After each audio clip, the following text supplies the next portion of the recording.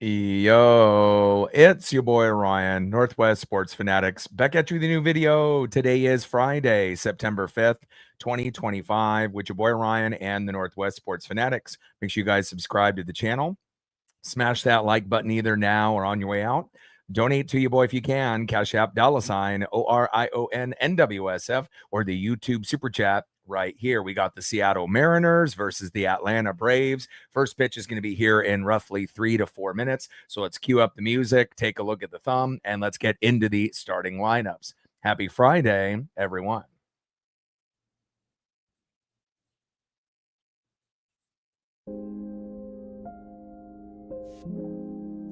On the thumb, on the left is our center fielder stud, Julio Rodriguez.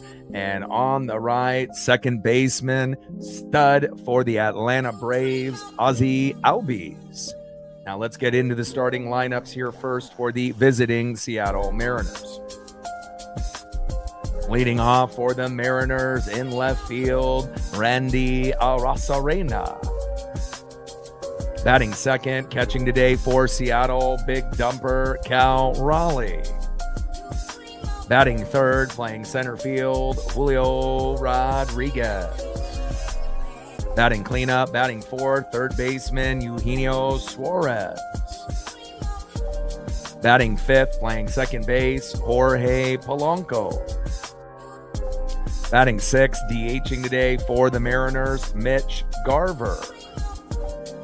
Batting seventh, playing right field, Dominic Canzone.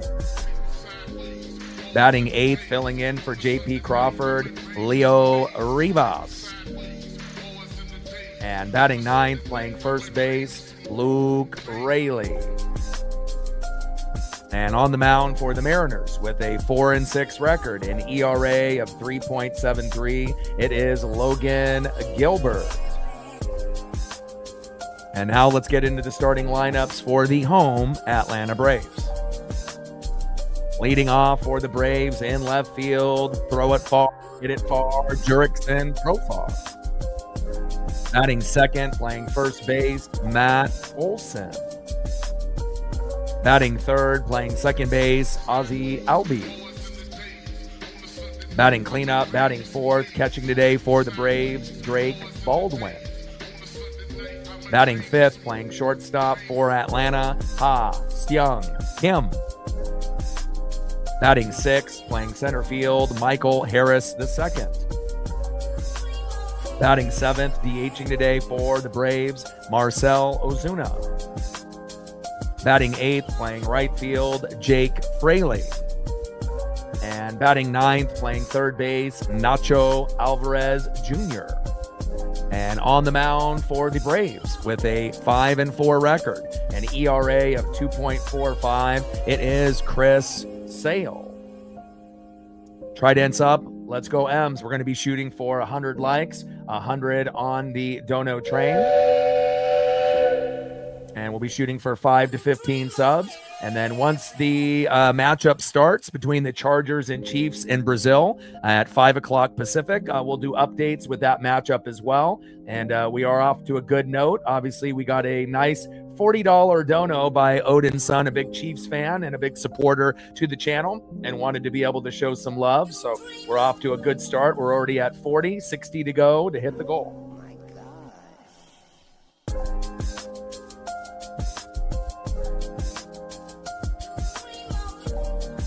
And I appreciate you, Odin, very, very much. You know, again, not the biggest baseball fan, but he is a fan of the channel and myself. We're good friends. And I'm rooting for your Chiefs to actually play well here this afternoon/evening. Stacks, racks with a little Cactus Jack. Bang, bang. Appreciate you, Odin's son, getting us off to a good foot. $40, 60 to go on the Dono train. Let's go, baby. And this is a must-win game, as well as tomorrow. Now, obviously, on Sunday, we play at 9 a.m. on Roku, and that's going to be with Luis Castillo on the mound. So unless the bats, you know, for the Mariners put up like 8, 9, or 10, to me, that's almost an automatic L. So again, we're going to have to try to win today or tomorrow. If we win today, we might be able to win 2 out of 3. If we lose today, we have to win tomorrow on Saturday. Otherwise, we don't want to have a sweep, on our hands. We already know what it feels like to have that happen to us recently. So hopefully we can get the job done here today. First pitch inside to Randy Arosarena. In there for a strike. Let me get everything refreshed here. Making sure all the scoreboards are functional. And let me do a quick refresh. And I think we should be good now. There we go.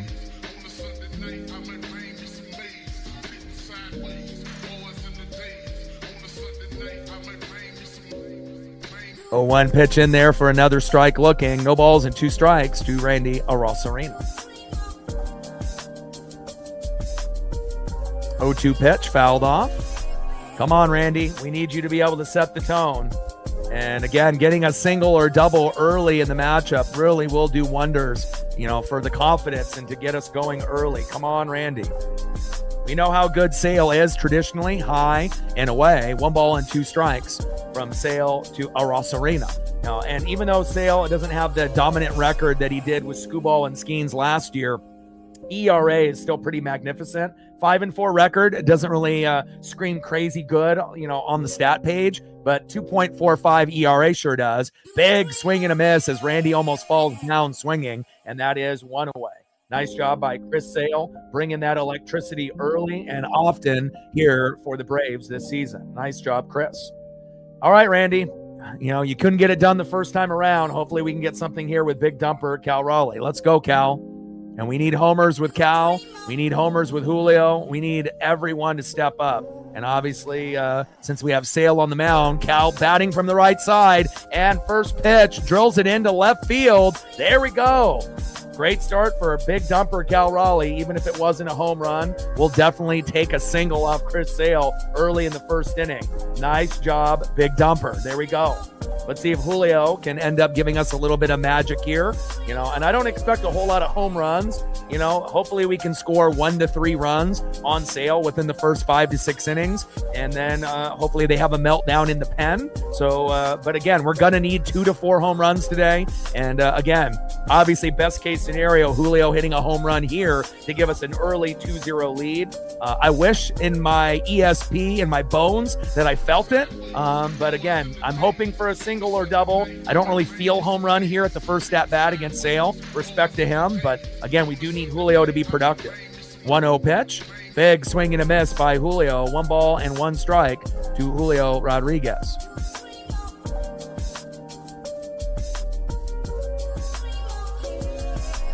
Come on, J-Rod. We need you, baby. Let's go.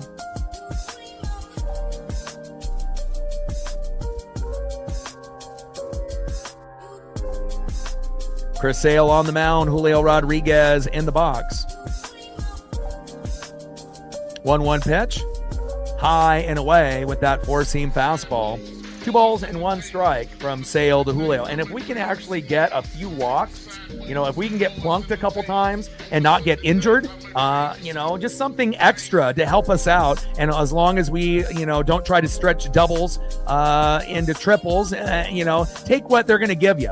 If it's a single, don't try to force a double. If it's a double, don't try to force a triple. The base running lately hasn't been very good, and we can't have any self-inflicted wounds with guys, being a little lackadaisical or, not focused. We need to make sure we maximize every opportunity on this last road trip before we come home. 2-2 pitch. Big swing and a miss, and down goes Julio. Not surprised. It is Chris Sale, and that is 1 away. And that goes from 1 away to 2 away. Next up, third baseman, Eugenio Suarez. Let's go, Gino. Good vibes only. Could you be the individual at some point in the matchup that ends up getting a solo dinger or a 2-run blast to get us that swagger and confidence that we need here early on the road? I sure hope so. First pitch, big swing and a miss by Gino. 0-1 count. But don't be surprised if we don't get a whole lot on Sale. Even though his record isn't the, top tier like it was with Skubal and Skeens. It's not like he's sitting at like a 10-2 record this year, but ERA is still very, very explosive. 0-1 pitch, low and away, and Cal going in there, and they say Cal is thrown out at second. Brutal. Just when we're talking about guys being smart on the bags, and I get it, you want to be aggressive, but again, I'm not sure if Cal Raleigh is the right individual to be stealing a bag, and that is the end of the inning. Brutal. Odin in the building. What's good, brother? Thank you so much for your support. And as soon as the game comes on at 5 o'clock, I'm going to be turning that on as well. And looking forward to seeing the Chiefs and the Chargers in Brazil. And hopefully you guys end up getting the dub. And again, my ESP is going to be pretty on point. I didn't really think we were going to get a Julio home run early. We were right. Base running has been an issue. And just as I got done talking about self-inflicted wounds and, not trying to shoot ourselves in the foot, Cal gets thrown out at second trying to steal a bag. And again, sometimes Cal can end up, being safe. And I get it. We're definitely in the pressure cooker right now. We've lost a lot of games in the last 20. It hasn't been, very fun being a Mariner fan in these last 20 games, especially only winning a couple games out of 20. But again, hopefully that'll be a lesson learned. And if we are going to have someone attempt to steal a bag, maybe someone like Leo Rivas would be better. Someone that's got the speed and a better jump, who's filling in for JP Crawford today.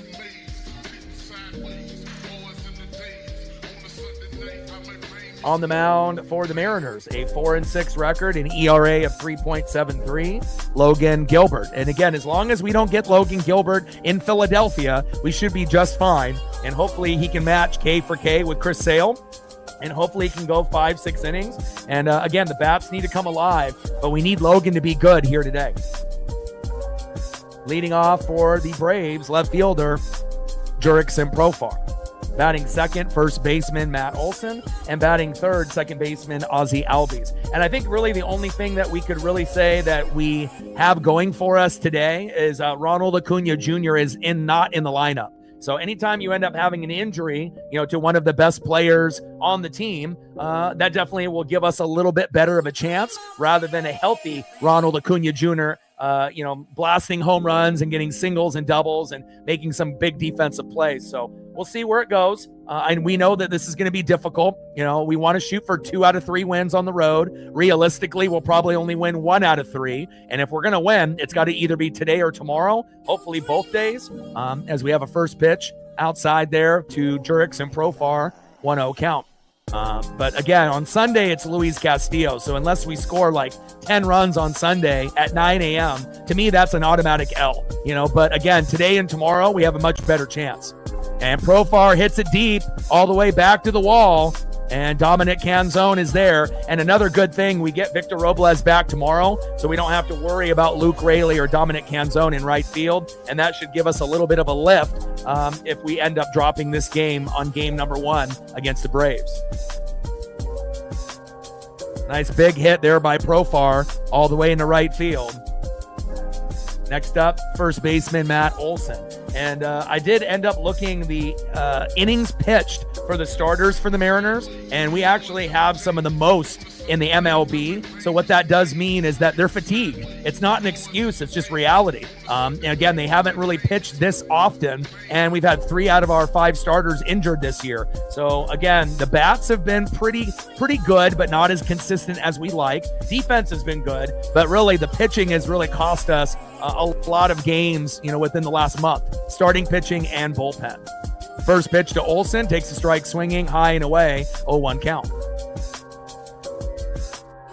0-1 pitch, low and at the knees with the slider, 1 ball and 1 strike from Gilbert to Olson.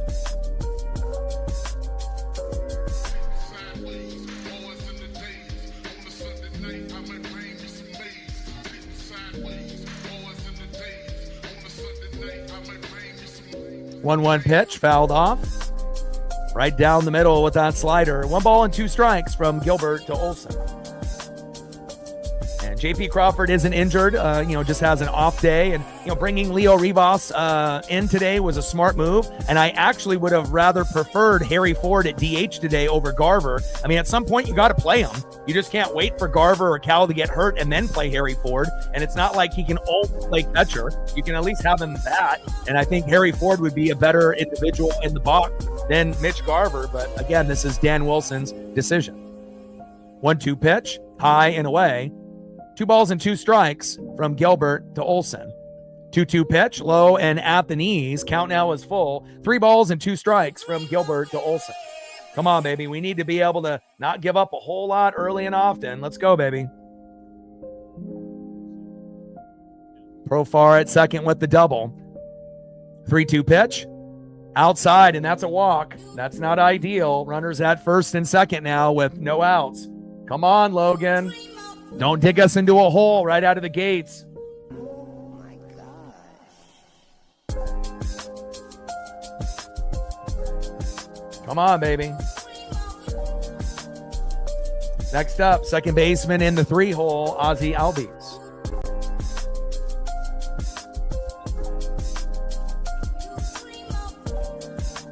We got the Chiefs and Chargers. And obviously, if the Mariners weren't playing today, I would definitely be doing that stream this evening.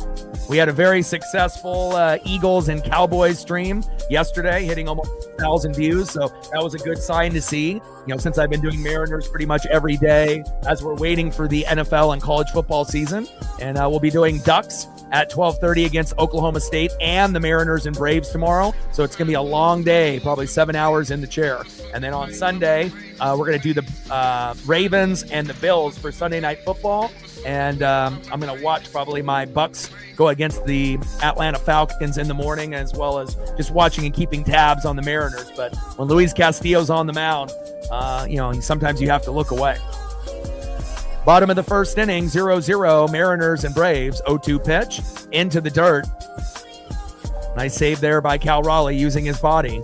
1 ball and 2 strikes from Gilbert to Albies. Runners at first and second here early in the bottom of the first inning. 0-0, Mariners and Braves. And we're definitely in a must-win situation today and tomorrow. And again, we do get Victor Robles back tomorrow, and that could be a big lift emotionally as well as physically to be able to get this team back on track. And then after this series is over this weekend, we go back home, thank God, to T-Mobile and start a series against the Cardinals. And even though we do like to play down to the competition, I do believe the crowd will make a huge difference for this team when we come back home. 2-2 pitch. And drills it into right field. And that is going to keep runners on the bases. That's a little shocking. You would have thought that easily would have brought in Jurickson Profar with his speed, but now we have bases loaded with no outs. Not ideal. Come on now. And again, at this point, we have to pray that we only give up 1 run. You would assume there will be a sac fly, even if we get a punch out and a double play, or a double play and a punch out. You would assume somewhere in the middle of that, you're going to end up getting a sac fly or an RBI, and hopefully it's not a big, RBI double or a grand salami. Otherwise, it's going to be a long afternoon. First pitch to Baldwin in there for a strike, 0-1 count. Drake Baldwin in the cleanup spot there, catching for Atlanta here this afternoon. Baldwin in the box, and Logan Gilbert on the mound. 0-1 pitch, popped up and fouled into the crowd. No balls and 2 strikes from Gilbert to Baldwin. I mean, best case scenario, give us a strikeout and a double play. Come on, baby. Come on, baby. I don't want to see us down 1, 2, 3, 4, 5, 6 in the first inning.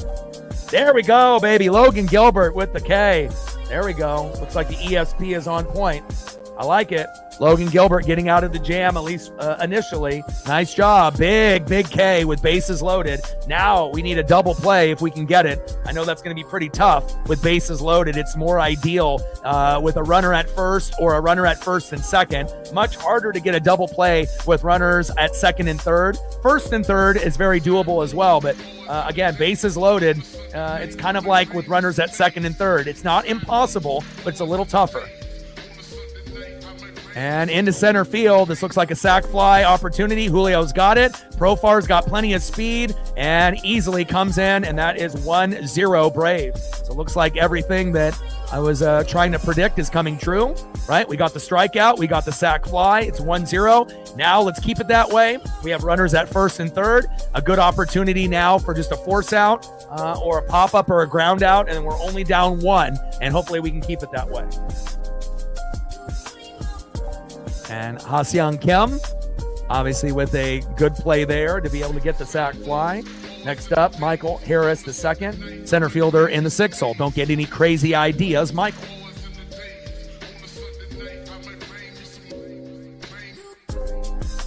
Runners on the corners at first and third. First pitch is low and at the knees. 1-0 count.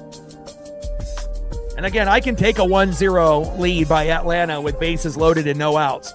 But I'm hoping that we can keep it that way. Best case scenario here would be a punch out on Michael Harris II, but we'll see what pitches Logan has in his arsenal here. Second pitch, low and inside. Come on, Logan. 2 balls and no strikes. At this point, it could be bases loaded again if he walks them. Come on, Gilbert. Minimize the damage.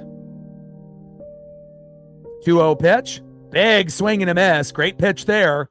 2 balls and 1 strike with that slider by Logan Gilbert. 2 balls, 1 strike. Runners at first and third with 2 outs. 1-0 Braves. And again, we're going to need 2 to 4 home runs. Closer probably to that 3 to 4 home range. And again, we might not be able to get too many on sale, but we might be able to get a few homers late after he exits the matchup. And if we're incredibly lucky, we might get Sale to exit by the 5th, but it's not likely. Victoria in the building, what's good? Anna in the building, what's good? 2-1 pitch. Big swing and a miss. There we go, baby. I like that. And Albies gets into second safe. No throw attempt by Cal. He wasn't going to be able to get him anyways. And now we're 1 strike away from holding this team just to a 1-0 lead. Come on, Logan. For your confidence, give me the K. Let's go. Let's get that punch out on Michael Harris II. Bottom of the first inning, 1-0 Braves.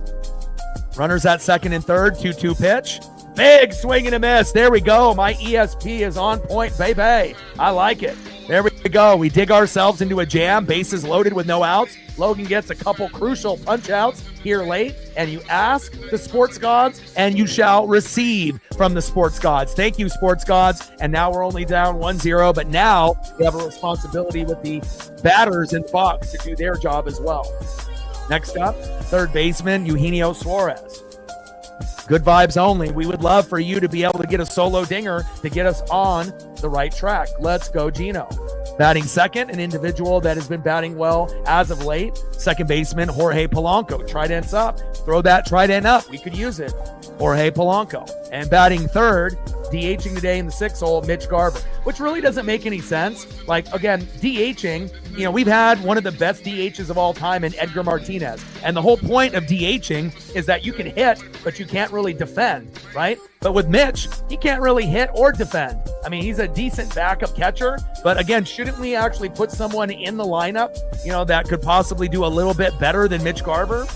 Just saying, this would have been a good opportunity to get Harry Ford, since he's been called up, at least some at-bats, if he's not going to be able to be the backup catcher, at least not yet. At some point, Mitch Garver will not be on the team. Luis Castillo will not be on the team. There are going to be different, roster moves going into next year. But for the time being, it doesn't make any sense to have Mitch Garver at DH. And Mitch can get you a single, a double, and a home run once in a while, but definitely not the strongest individual. And I know that we're going with a righty lineup, so you're not going to put a lefty DH there, because obviously you got a lefty, as Sale on the mound. But I don't really believe in all that. If it's a lefty, it doesn't mean that righties are the only ones that can hit. If you go lefty on lefty, if the lefty hitter is good enough, they can find a way. So we will see.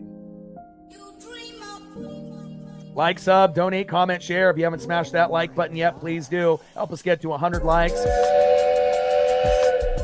100 on that dono train. We're at 40, and obviously 5 to 15 subs. And then we got the Chiefs and the Chargers coming up from Brazil in about 24 minutes, and I'm going to turn that on as well. First pitch is high and away with the slider, 1-0 count.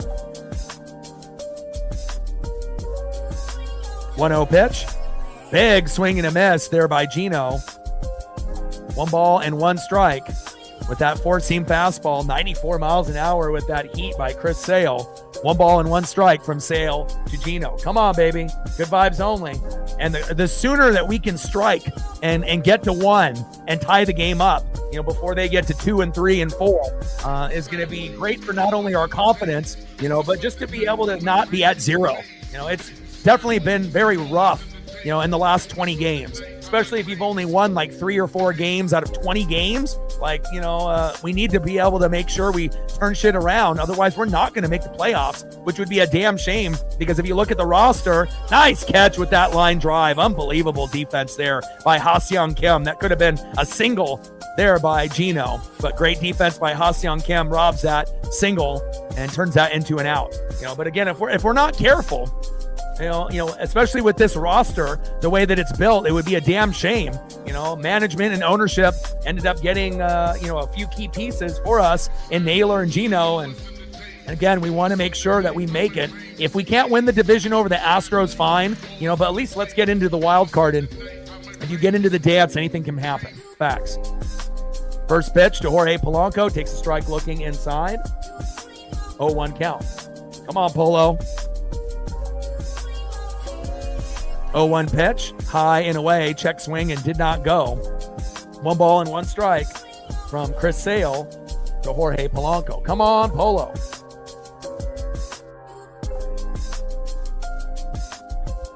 Yeah, SmackDown is going to be very good. Obviously, there's so many things going on. I got this game. We got the Chiefs and the Chargers. SmackDown will have to go on the DVR and whatnot. But SmackDown is going to be one of the biggest SmackDowns of the year, especially if AJ Lee does show up. CM Punk in his hometown in Chicago. Brock Lesnar more than likely showing up. It will be a good show if you are a wrestling fan, for sure. 1-2 pitch. And Polo crushes it into right field, but stays in play, and that is 2 away. But definitely a good wrestling and sports day today here this Friday night. Next up, DHing Mitch Garver. And again, Mitch, if you're going to DH, we need you to get at least 1 hit and then hopefully a walk. So at least you have 2 times that you're on base.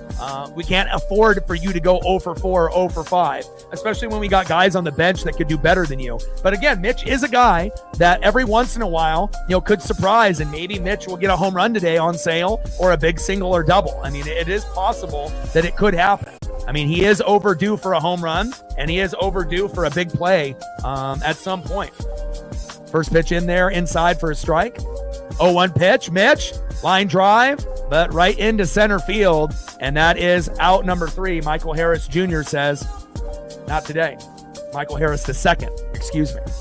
All right, let's go into the bottom of the 2nd inning and see who is up next for the Braves.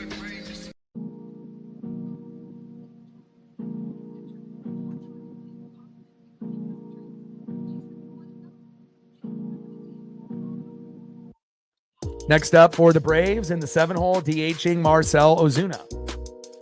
Batting second, the former Cincinnati Red right fielder Jake Fraley. And batting third baseman in the 9-hole, Nacho Alvarez Jr. Logan Gilbert on the mound. Let's get it, baby. Trident's up.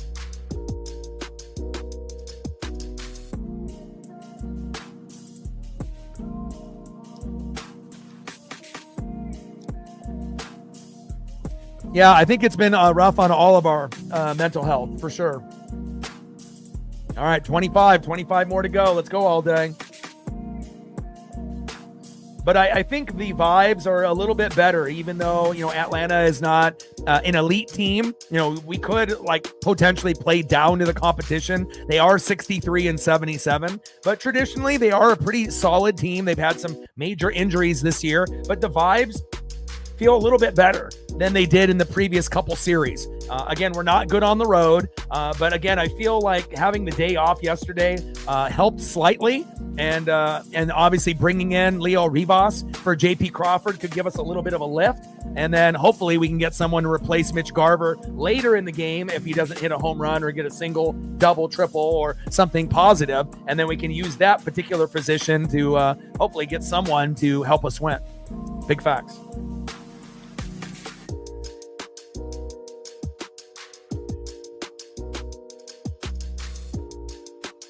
Well, we're 73 and 67, but you got to think we've only won 3 or 4 games out of the last 20. So it's not been good lately. It's been really bad.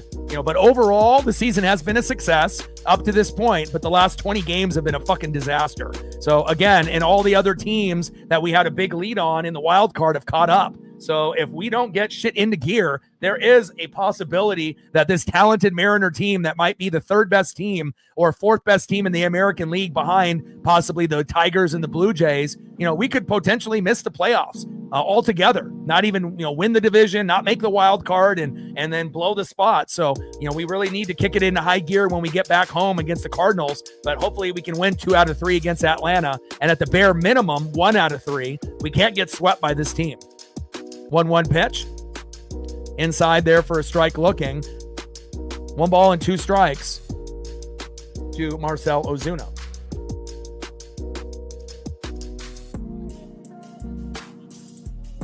Yeah, I mean, Harry Ford should have already played. Same thing with Leo Rivas. They finally implemented him inside there for JP Crawford, but why not put Harry Ford at DH? I mean, it can't hurt. I mean, at least give Harry some experience since he's gotten called up instead of just waiting for Mitch Garver or Cal to get injured and then you put him in. That's stupid. I mean, he's a 1st-round draft pick and it took him forever to get called up. Like, let's reward the kid. He played well in AAA this year. He's earned it. Let him play. Let him swing the bat at the very least if he can't play catcher.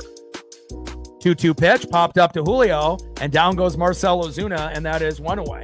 I mean, anybody is better than Mitch Garver at DH, especially when we've had Edgar Martinez. We know what it takes to be a great DH. And Mitch Garver, hell, he can't even really, play catcher that well. His defense is not good. He can't throw anybody out from the knees. He's not a good hitter. And eventually we won't have him on the team. And Harry will be the backup. But I would like to see Harry DH and at least let us use his bat to help us win. I mean, it can't hurt since we've been struggling lately, right? Next up is Jake Fraley. First pitch fouled off towards behind the plate there. 0-1 count.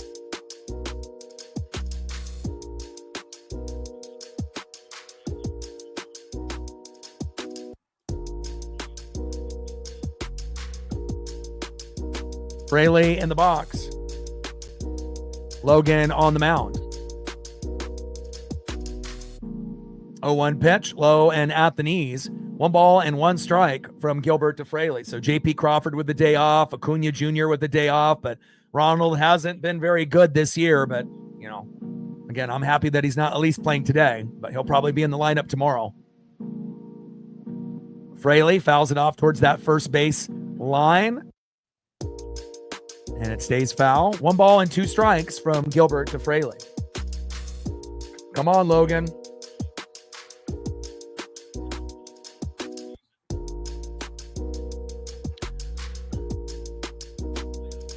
And Harry's a good player, It's like, it's like if you were not going to have any intention of having him hit, DH, or catch, why even call him up?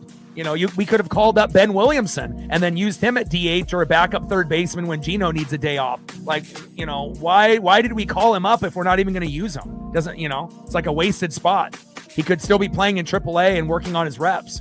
A little slow dribbler, throw to first, and there we go. And that is 2 away. Nice job there by Leo Rivas and company. I see you, Gino. Let's go, baby. We got to keep the defense going. Next up in the 9-hole, 3rd baseman Nacho Alvarez Jr.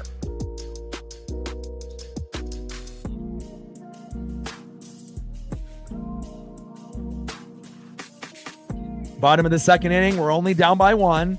Nobody on with 2 outs. First pitch to Nacho Alvarez Jr. Pitch is in there for a strike. 0-1 count. I like me some Leo. Leo should have been on the roster with Harry Ford months ago. We hung on to Donovan Solano way too long, Dylan Moore way too long, and again, when you end up hanging on to guys too long, we paid the price for it. And again, you could have gotten some really good experience, for Leo, and Leo deserves to be on the team. Harry deserves to be on the team. And obviously Ben Williamson deserves to be on the team, even though he got sent down to AAA to work on his batting mechanics, but he has been playing well in AAA. And I would love to see him on the roster at some point before the season is over. I think he could help us win, even though they have Gino as a starter at third. And wild pitch there on the short hop. 1 ball and 2 strikes to Nacho Alvarez Jr. We're at 30. 20 more to get to the halfway point. Let's get there. Shout out to All Day and Victoria for helping us out with that.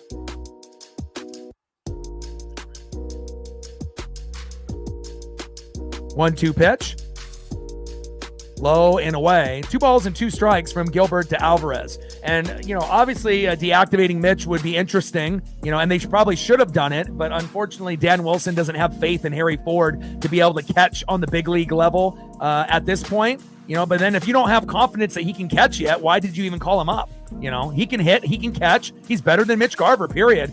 And slow dribbler off a 1 hop to first, and Nacho Alvarez Jr. is safe. But, at some point, I know Dan is new to this team, and he probably hasn't been following, Harry Ford's journey, but Harry is one of those guys that, he could be a starting catcher for a few teams in the MLB at this point. And obviously we have the best catcher in the world right now. So that doesn't really help Harry's cause because Cal's not going to take too many days off. But you have to find other ways to implement good players. And again, DHing Harry Ford would be a way that you could do that, giving him experience. That way he can actually, have that confidence when he's in the box. And then whenever that day comes where he does catch for the Mariners, again, he'll already have some experience, at DH. But, it is what it is, I guess. Next up is Jurickson Profar. First pitch is high and away, 1-0 count.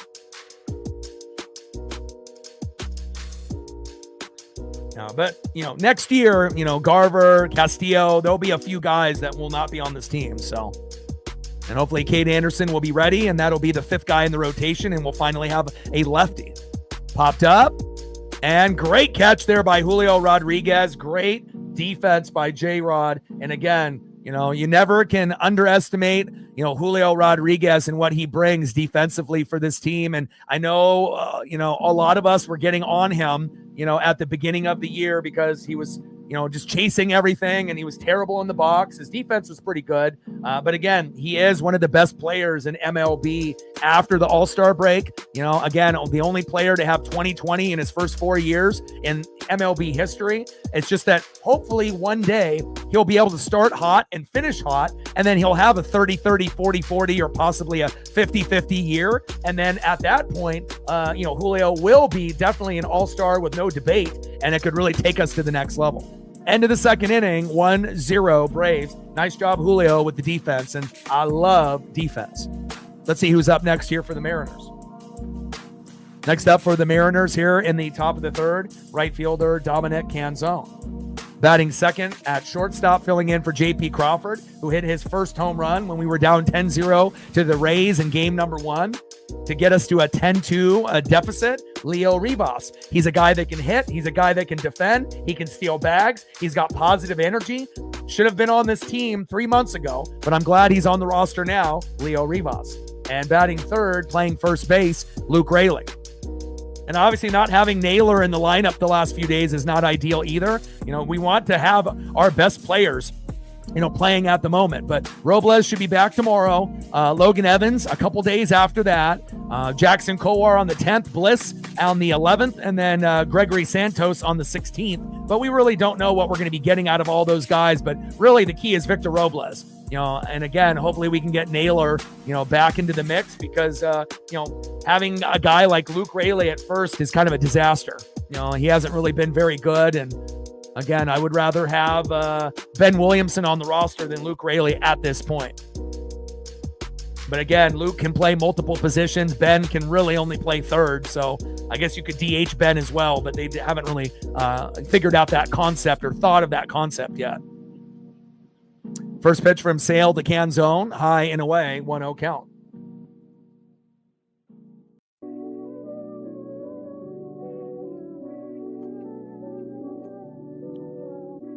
One 0 pitch.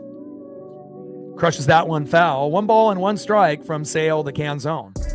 Yeah, I mean, he's better than Scott Service, but by only a little. And it's just unfortunate that baseball doesn't promote like the best college, managers up to the big leagues, because it would be cool if we could end up getting, someone that's dominant on the college level to come up. And unfortunately, there's only like 5 good managers out of like 30. And a lot of them are former players, and some are okay, some are average, some are mid, some are just trying to figure it out. And obviously, Dan has never managed a team before, especially a team with this type of talent. But again, you start to see a few similarities on the way that, Dan Wilson manages this team. Same thing with Scott Service, keeping guys in too long, pulling guys too soon, putting the wrong lineup together. And again, it's something that he'll figure out until we figure out someone better down the road. It's only the short-term answer for Dan. He's not going to be the guy that'll be here for 10 or 15 years. 2-2 pitch from Sale to Dominic Canzone. Low and away. Count now is full. 3 balls and 2 strikes from Sale to Canzone.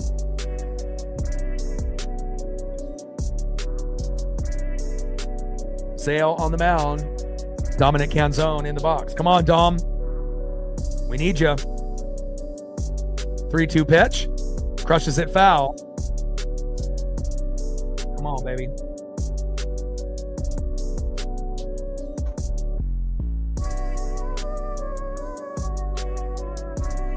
I still believe in this team. I haven't given up. It definitely has taken a toll on everyone's mental health these last 20 games, but I still believe in this team, and I always will. 3-2 pitch. Canzone. Popped up. And wow, great catch by Jurix and Profar. You almost had a collision, you were thinking, but again, a little lack of communication, but Profar with that good speed, and that is 1 away. All right, here we go. Let's see if we can get something going here with Leo Rivas. He's probably one of my favorite players that was in AAA for a majority of the year. Obviously, we know Ben Williamson is great at defense, but he didn't really figure out how to hit on the big league level. Started off decent, but then kind of cooled off. And then Cole Young ended up being a little bit better of a hitter. Too bad we can't merge together Ben Williamson's defense and Cole Young's offense into one player. But we also have Lazaro Montes and Colt Emerson and a lot of these other guys that will eventually be called up in the next few years. But I'm waiting for a lot of these guys to develop, and some guys are going to do that a little bit sooner than later. 0-1 pitch inside, 1 ball and 1 strike to Leo Rivas. Let's go, Leo. Leo can steal bags. He's got good defense. He's got a good head on his shoulder. See if we can get some magic here out of Leo.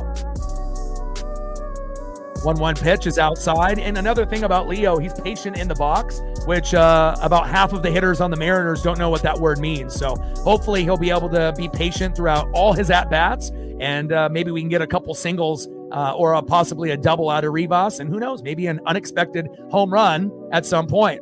Rivas crushes it into left field all the way, and a ground rule double. Way to make me look smart, Leo Rivas. See? And imagine if we could have had that 3 months ago, instead of hanging around with guys like Dylan Moore. What the hell were they thinking? Leo Rivas, for a guy that's tiny, that looks like the guy maybe a similar size to J.P. Crawford, don't let that stature fool you. For a guy that is a small player, in height and weight, he makes up for it, and he has a lot of power in that bat. And again, he's making the most of this opportunity starting for J.P. Crawford. My boy, Leo Rivas. Let's go. Great job, Leo. And again, a lot of us have been following Leo in AAA all year and wondering why the hell has he not been called up sooner? And again, within the last few opportunities, pinch hitting late in game 1 against the Rays, boom, first career home run, 2-run blast, right? And then a big hit that almost was a home run there into left field with a ground rule double. Let's go. Let's see if Luke Raley can do some magic here as well. First pitch is high and away, 1-0 count. 1-0 pitch, fouled off behind the plate. 1 ball and 1 strike to Luke Raley. Now, we know Luke in years past, was a pretty good hustler, and he was a decent defender and hitter. But this year, he's been battling injuries on and off, and his timing in the box has not been good. So that's why I feel like a lot of us think that maybe he should go down to AAA, and I'm not sure if they're going to send him down for Victor Robles, if he's going to be the guy or it's someone else. But he just hasn't really figured it out for us so far this year. And center field, Michael Harris II is there, and that is 2 away. But I don't think Luke is that great of a defender. And again, if his timing is off, you're a liability to the team. You're not an asset. So for that simple reason, I don't think Luke deserves to be on the team this year. Ben Williamson would be much, much better, or using that spot for another guy in the pen. Obviously, we could always use another guy to help us. Penn has not been very good lately. Down goes Luke Raley. That's 2 away. And now we're back at the top of the order. Left fielder, Randy Arozarena. 26 homers, 66 ribbies. Come on, Randy. Be patient.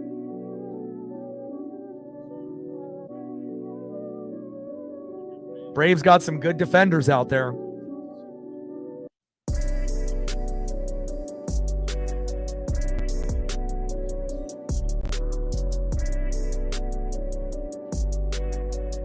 One-0 pitch. Inside. Nice pitch on the corner there. 1 ball and 1 strike from Chris Sale. 5-4 record, ERA of 2.45. But if you remember last year, it was Skubal, Skeens, and Sale as the 3 best pitchers. And obviously minor injuries throughout the year. 5-4 record, not the greatest like Skeens and Skubal, but he's got a 2.45 ERA, which is one of the best in MLB. Maybe not under 2 like Skeens, but still very, very good. And we got Randy Arozarena in the box. 1 ball and 1 strike from Sale to Arozarena. Come on, Randy. We could use a single, double, triple, home run, a walk, anything. Come on, Randy. 1-1 pitch from Sale. High and inside, but called strike. 1 ball and 2 strikes from Sale to Arozarena.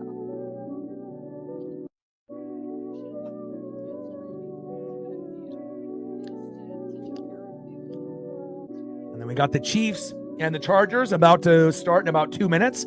So if you are a fan of the NFL, make sure you turn that on as well. And there we go. Hit by a pitch, and it looks like Randy is shaking it off and is okay. There we go. We know Randy is hit the most by any player on the team, taking over the role, Ty France, of the guy that would get beamed the most on the team. And I don't mind when guys get hit by a pitch as long as they don't get injured. Way to be tough there, Randy. Next up, big dumper, Cal Raleigh. This would be a great moment for Cal Raleigh to hit a 3-run blast to give us a 3-1 lead. Let's see if Cal can get a big RBI here or a big home run. He's at 51 home runs. Could this be home run number 52? He's at 109 ribbies, and it would bring him over 110 if he could get one here. Come on, Cal. Let's go, big dumper.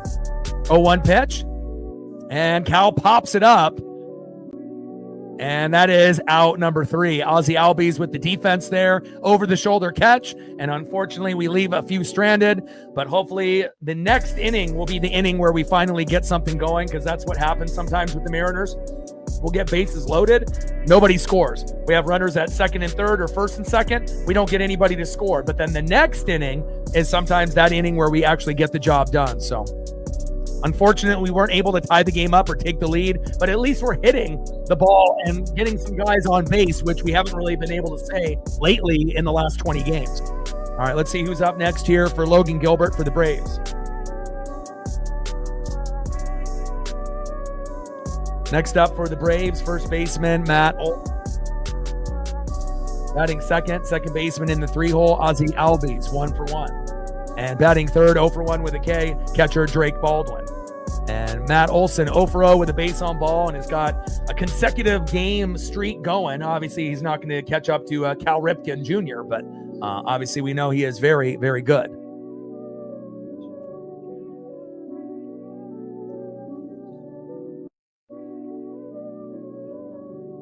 I got to turn the...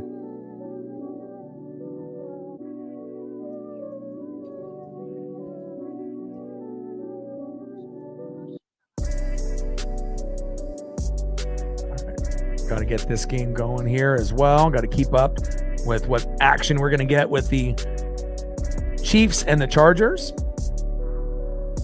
All right, boom, got it.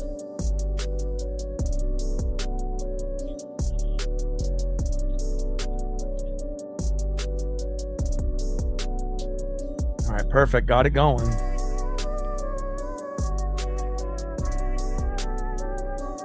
All right, Chiefs Chargers is good to go. Mariner game is on. I mean, the only thing I guess is missing for me at some point will be SmackDown, but I'll have to just watch a replay or on the DVR. So,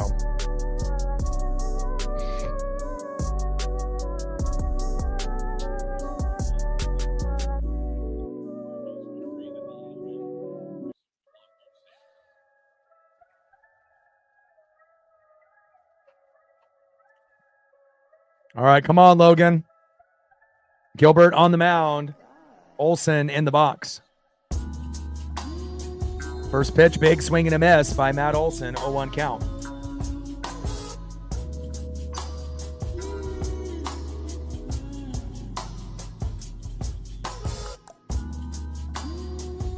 Oh, 1 pitch. Gets the corner call, low and away. No balls and 2 strikes. Oh, he didn't get that call? You got to be kidding me. 1 ball and 1 strike.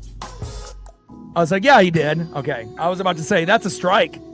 I mean, again, it's outside the box, but I mean, that's the way that ump has been calling that call all game. Okay, now we got it. No balls and 2 strikes to Matt Olsen. Let's see if we get a punch out on Matt, which is not rare. 0-2 pitch, low and away. 1 ball and 2 strikes from Logan Gilbert to Matt Olsen.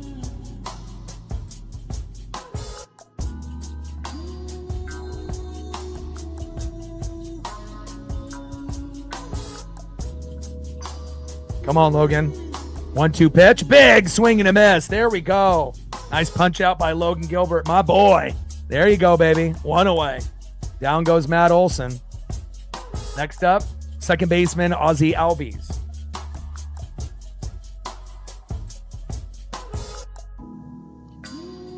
Like, sub, donate, comment, share. If you haven't smashed that like button yet, please do. Help us get to 100 likes. 100 on the dono train, and 5 to 15 subs. Let's go, baby.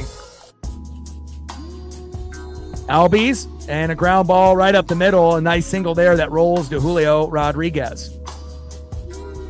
Next up is catcher Drake Baldwin, and we're going to need a double play right here. Slow dribbler right up to Leo Rivas, and a throw to Luke Raley, and then we get out of this inning unscathed. Let's go.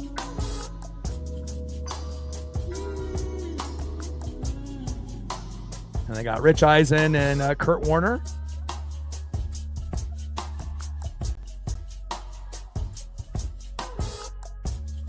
For the call in Brazil. Chiefs and Chargers. First pitch from Gilbert to Baldwin. Low and away, 1-0 count. Let him know, Odin.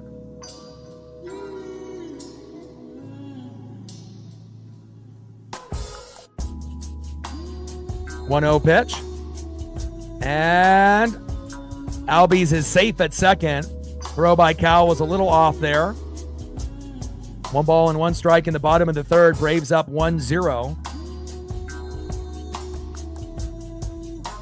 Let them know, Odin. You excited, man? I know you are. Thank you so much for your support, and hopefully we'll get a few people to show some love as well. Odin with a $40 dono. We're only 60 to go for the dono goal, and we'll see if we can get a few others to help support the dono train. 1-1 pitch. And crushed there. Flip to first. There we go, and that is 2 away. We don't get the double play, but at least we keep the runner stranded there at second. Nice job there by Logan Gilbert and Luke Raley. Good teamwork. Next up, shortstop Ha-Seong Kim. Bottom of the third inning. Oh, actually, he did go to third. He did make it safe there. All right, so we got Albies at third now. In the bottom of the third. 1-0 Braves. Gilbert on the mound. Ha-Seong Kim in the box.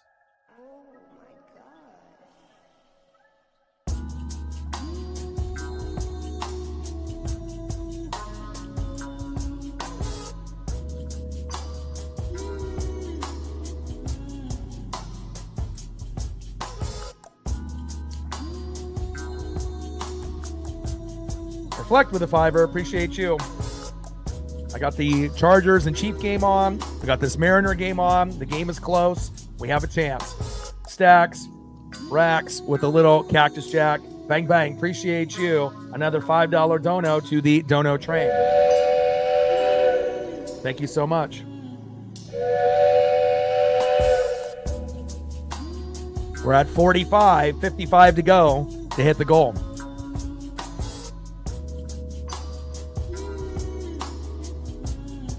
2-0 pitch. In there for a strike looking high and away. 2 balls and 1 strike from Gilbert to Kim. And this is the better version of Logan Gilbert, not the version that we saw on the road in Philadelphia, thank God. And we just need the bats to come alive. And obviously not having Josh Naylor in the lineup lately has hurt us tremendously. But we do get Victor Robles back tomorrow. And that will be exciting. And Leo Rivas already making an impact, which he already should have been on the team, a long time ago as Polo makes the play there. But Leo ended up hitting a home run in game 1 against the Rays when we were down 10-0 for his first career home run. Me and Reflect have been watching him in AAA and monitoring his stats all year. Should have been on the team over Dylan Moore months ago, and then ends up hitting a ground rule double today. Obviously taking the job of JP Crawford with a day off today. And Leo is a guy that, if you're going to have JP Crawford play, why not have Leo Rivas be the new DH over Mitch Garver? Wouldn't that make sense? If we can't use Leo Rivas as a player, defensively, let's use his bat. Obviously, his bat is one of the better bats we've seen as of late. That would make more sense to add Victor Robles and Leo Rivas to this lineup. And if we do that, we'll have a better chance of winning games the rest of the way instead of just putting Mitch Garver at DH, which makes 0 sense at all. Facts. End of the 3rd inning, 1-0 Atlanta. Let's see who's up next here for the Mariners. Let's get on the board. What do you say? Next up for the Mariners, 0 for 1 with a K, center fielder, Julio Rodriguez. Let's go, J-Rod. This would be fantastic if we get the homer to get us going right here. Let's go, Julio. We'll take singles, we'll take doubles, we'll take triples, but somebody's got to hit a home run at some point to get us going. Batting second, 0 for 1. Third baseman, Eugenio Suarez. Same thing applies to you as well. And batting third, 0 for 1, second baseman, Jorge Polanco. All 3 guys can hit home runs. Somebody's got to be the guy that gets us on the board. Who's it going to be? Julio? Gino? Or Jorge Polanco? Well, we definitely need to get on the board, hopefully this inning. Let's go. And again, I don't think that we're going to get a whole lot on Sale with his ERA that's, very, very low. You would assume 1 to 3 runs within the first 5 to 6 innings, and we're still at 0. And we may still be at 0 after Sale exits, but then we're going to have to hope for a meltdown by their pen, and then we should be able to get going. But it would be great to get a home run or 2 early, so that way we can get another, down the road. Big swing and a miss on the first pitch from Sale to Julio, 0-1 count.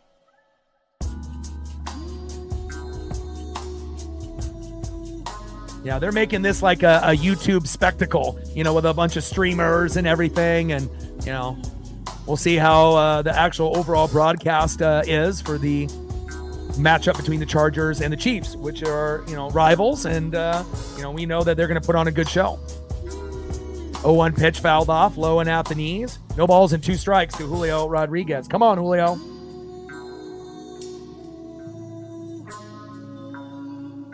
Come on, J-Rod.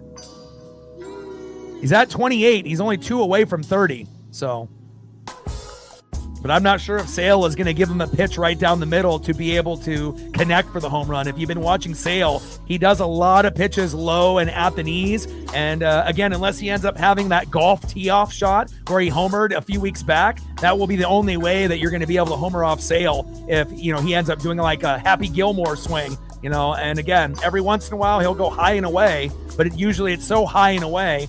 I'm not sure Julio has got the bat speed to be able to connect, but we will see. 2 balls and 2 strikes to Julio Rodriguez. Come on, J-Rod. Get on base. 2-2 pitch and big swing and a miss. And Chris Sale says, not today. And that is 1 away. Next up third baseman Eugenio Suarez. Good vibes only. Come on, baby. I mean, Naylor is not on the injury report. He might be, still, working with an illness and whatnot, and maybe a minor injury. But he got pulled in the Tampa Bay series, and we definitely have missed him these last few games. Now Mahomes on the mic. 0-1 pitch from Sale to Gino. Big swing and a miss right down the middle. Sale has no fear against Gino. Wish Julio would get pitches right down the middle like Gino did in those first two pitches. Then maybe the score would be 1-1 right now. Top of the fourth, 1-0 Braves. 0-2 pitch, high and inside. 1 ball and 2 strikes from Sale to Gino. Come on, baby.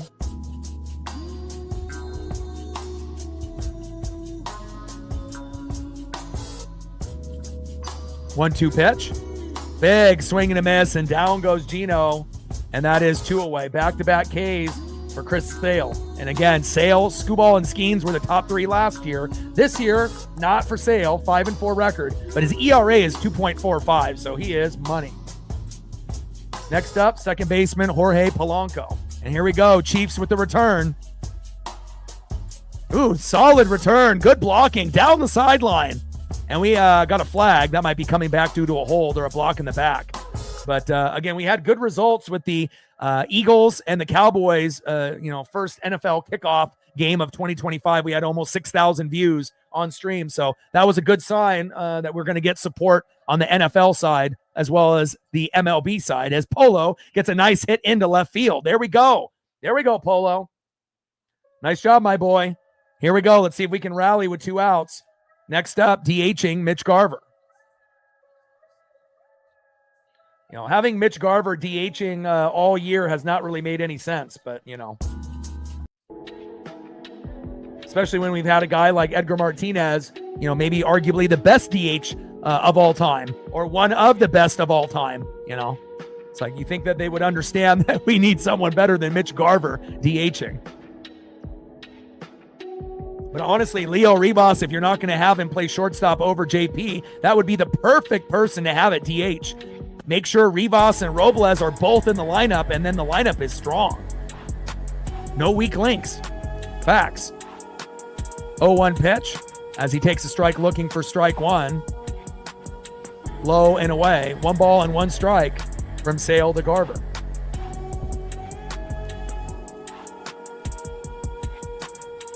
Ooh, good tackle there by the Chargers. Top of the 4th inning, 1-0 Braves. Runner at first, and a 1-1 pitch from Sale to Garver incoming. High and away. 2 balls and 1 strike from Sale to Garver.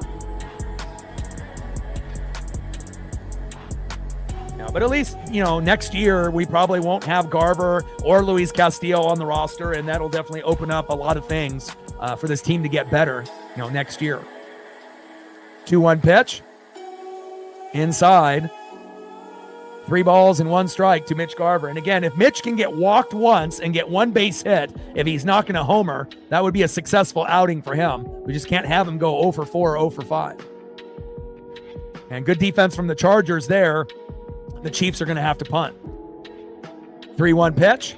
Garver crushes it into left field, and it fades foul. Gosh, that would have been beautiful if that would have stayed fair. We would have been up 2-1. Sale on the mound. Mitch Garver in the box. Come on, Mitch.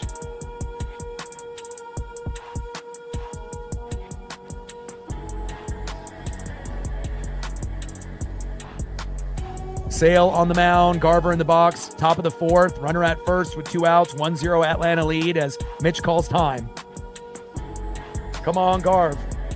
Make the most of the opportunity, even though you don't deserve to be the DH. And we've always had a problem ever since Edgar Martinez, Mike Ford and all of these guys, Carlos Santana, we Vogelback. It's like we always have like these big guys that we typically have there. A slow dribbler right in front of the plate, throw to first, and that is out number 3. But again, why do we have to have like big guys as the DH? Why can't we have a small guy like Leo Rivas? It would make more sense. to have the best hitter, not based on body size or big legs and big body frame. You can have a small guy be a DH. It might not be something that everyone does, but we don't have to be like everyone else. We can be different. But hopefully someone on the Mariners staff, is listening in, to people that are talking about that situation, because Leo is way too good to not, be participating daily to help us win. If you don't have Leo Rivas playing every day, that could be the reason that we don't make the playoffs. And I'm dead serious. He's that good. He can make that much of a difference, offensively and defensively if he ends up playing instead of JP Crawford. But if he's not going to play defense, at least let him DH. And we got Justin Herbert here on 2nd down and 4. We'll see what they can do on their first drive on offense. Little screen pass. And it'll be interesting to see. Ooh, down the sideline. And again, the combination with Hampton, who's going to be very, very good with this team, and then Najee as well. Again, it's going to be an interesting transition, with the players that the Chargers have. Obviously, we know their defense usually folds at the end of the year, and they have names on paper, but they usually don't really fully stay healthy throughout the year. But the offense is a little intriguing for Justin Herbert. Didn't have a whole lot to work with last year, and the Hampton pick is going to be very, very beneficial for Herb and company.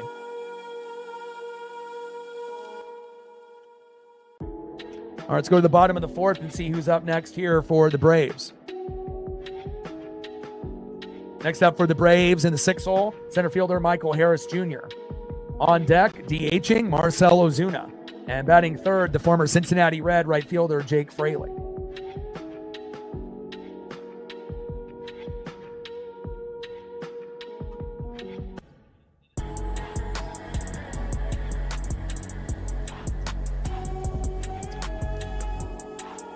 Come on, Logan. Keep wheeling and dealing. Keep us in this game. But again, it just feels like since we had the day off, like the team is in better spirits. And again, as soon as I saw Leo Rivas was playing, I was like, ooh, we have a very good chance. And we're going to have Victor Robles in the lineup tomorrow. And again, if we end up dropping this game, which I hope we don't, but if we have Leo and Victor in the lineup tomorrow, we're winning.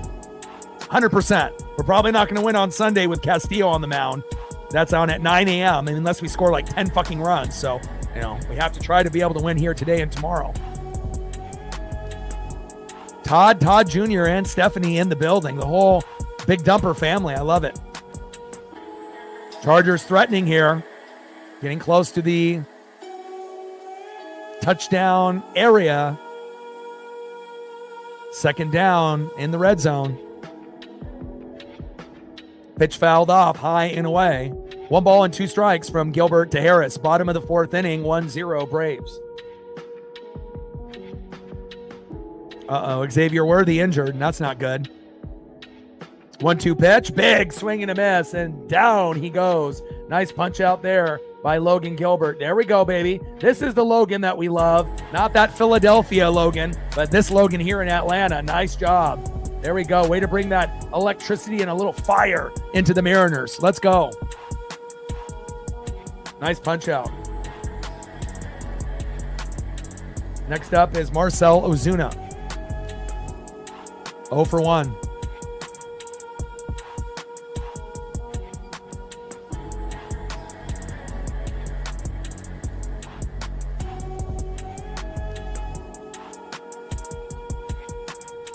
A family of catchers, man.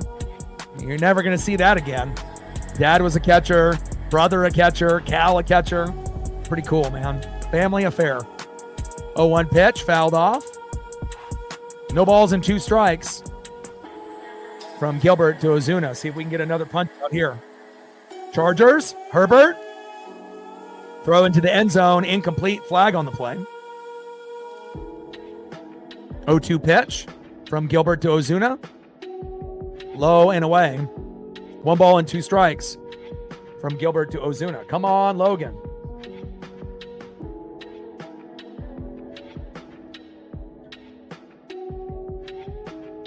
$41 likes, 51 to hit our goal. Let's go, baby. If you're in the room and haven't smashed that like button yet, please do. Let's get there. Let's get to 50 and then see if we can hit 75. And then once we hit 75, we'll see if we can hit a hundo.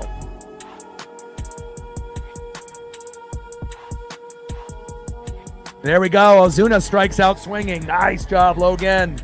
He's keeping us in the game. And again, the weak link for us lately has been pitching and the bullpen. Starters and the bullpen, and Logan is doing his job. Great job, my guy. Keep it going. Next up is the former Cincinnati Red, Jake Fraley. And touchdown, Chargers. But there's a flag on the play.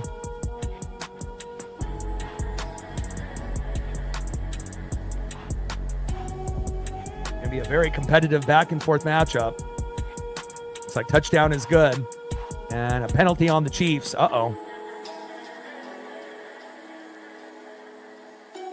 And Chargers take an early lead, which may be shocking to some.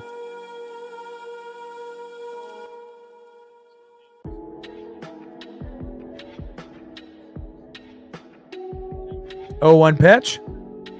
High and away. 1 ball and 1 strike to Jake Fraley. Well, you know, the Ducks have produced, 2 pretty good quarterbacks in Justin Herbert and Bo Nix. They haven't really had, the full complement that they needed to be able to win. Herbert has always had pretty good offensive players until those guys got old or injured, with Keenan Allen and Mike Williams and Eckler, for example. But then the defense had names, but they always got hurt and never did their job. And then now, it's kind of a rebuilding process, so to speak.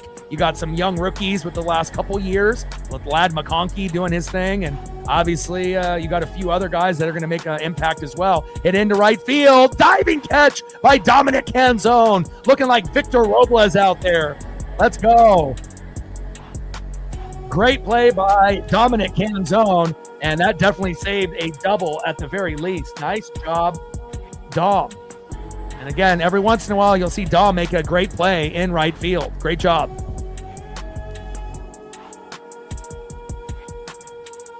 Let's go to the top of the 5th and see who's up next here for the Mariners.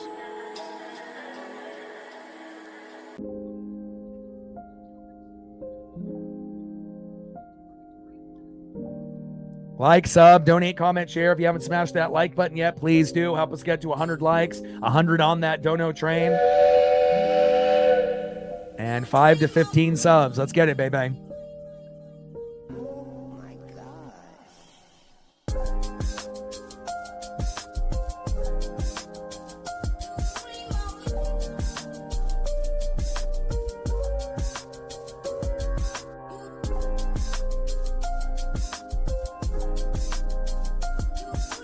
Gain 2 subs. 3 more to go.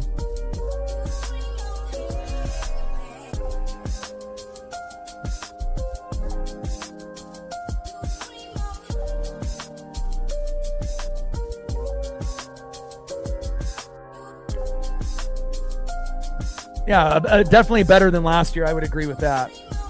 I'm just excited to get Victor back there, to be able to help us, bunt, steal bags, play offense and great defense, and give us that good energy.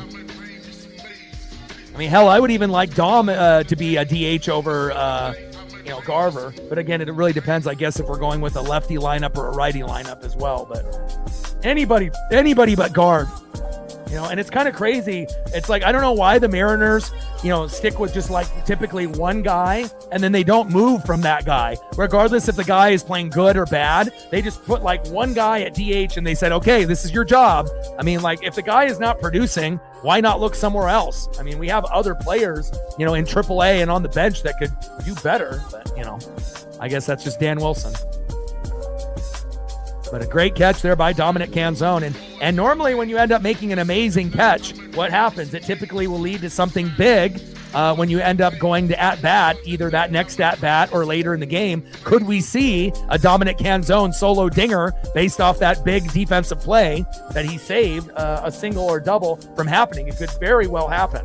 It happens quite often. 0-1 pitch, big swing and a miss. No balls and 2 strikes to Dominic Canzone. And hopefully Dom will be able to get a single, double, triple, or home run at some point in this game. Whenever you make a big defensive play, it gives you that swagger and that juice sometimes to be able to come up big in your at-bat. And 0-2 pitch, down goes Dom. Wasn't able to get the single, double, or home run. But again, great defensive play, 1 away. Hopefully later on in the matchup, if he's still in right field, he'll do something. Next up, shortstop, Leo Rivas. One of the hottest hitters for the Mariners within the last week. And we'll see what Leo can do here. 7-0 Chargers, Mahomes scrambling, gambling, going towards the sideline. And at some point, we would assume that, the Broncos are getting closer to overtaking the Chiefs. They're still going to be one of the best teams in the NFL with Mahomes and Kelsey, Chris Jones, Spags, and Andy Reid. But it feels like the other teams in the AFC West are catching up. And this could be the year that the Chiefs possibly don't make the Super Bowl, and maybe it will be the Bills or the Ravens' turn. They've been pretty close, and maybe this is the year. It'll be very interesting to see how the AFC and the NFC play out this year. 0-1 pitch, low and at the knees. 1 ball and 1 strike from Sale to Rivas. Come on, Leo. 1-1 pitch, high and away. 2 balls and 1 strike to Leo Rivas. And another thing about Leo that I love is that offense, defense, swagger. He has power for being a small guy, but he's patient in the box. He won't just necessarily swing at the first pitch. He usually will get deeper in the count, which I really do love. He's got really good baseball IQ, and he should have been on this team, 3-4 months ago.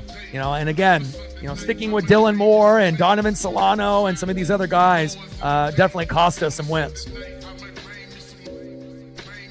Nice first down there by the Chiefs. Top of the 5th inning, 1-0 Braves were in it. 2 balls and 2 strikes to Leo Rivas, who had a ground rule double early in the game and had a 2-run blast against the Rays in Game 1, his first home run in his career in the MLB. And takes a strike 3 looking right down the middle, and down goes Leo. And again, not ideal, but, I'm not mad at that. It's Chris Sale. Nice job by Chris Sale with the punch out. Hopefully Leo will make him pay or make another pitcher pay down the road. Next up, first baseman Luke Raley. Come on, Luke. Your timing has been off, and I'm hoping that at some point, he'll be able to, be that guy that can get on base with a single, double, or home run. He's so overdue for a home run, but, kind of a liability defensively and offensively lately.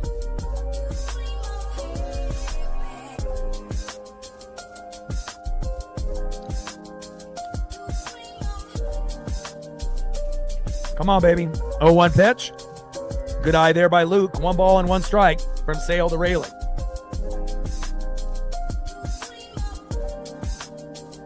Feels good not to be down 8-9, 10-0 at this point. We're right here. Logan did his job. Now it's up to the other individuals, to be able to do theirs. 1-1 pitch, big swing and a miss. 1 ball and 2 strikes from Sale to Raley. Once Sale goes out, we should be able to take advantage. 7-0 Chargers in Brazil over the Chiefs. Got both games on. WWE SmackDown will be very good tonight as well. Pitch right down the middle for strike 3, and down goes Luke Raley. Man, Sale is so good. And another punch out for Chris Sale, bringing that electricity for the Atlanta Braves.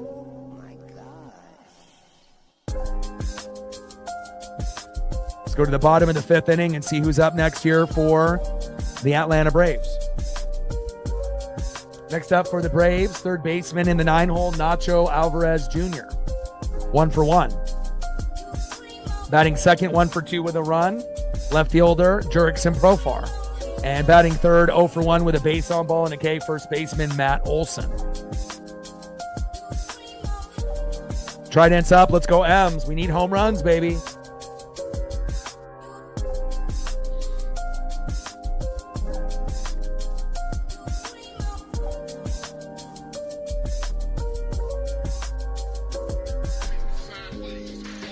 Odin with another 20.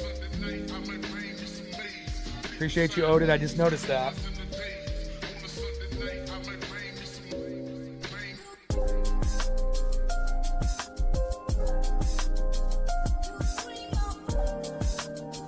There we go. Odin's son with another 20. We're at 65 now. Stacks, racks. With a little Cactus Jack. Bang, bang. Let's go, baby. Thank you so much. Another 20 on the Dono train.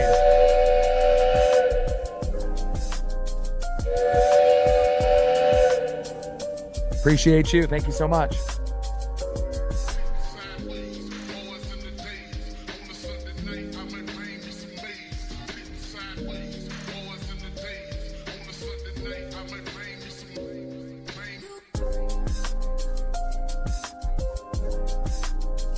All right, we're at 53, 47 likes to hit the goal. Now we're at 55.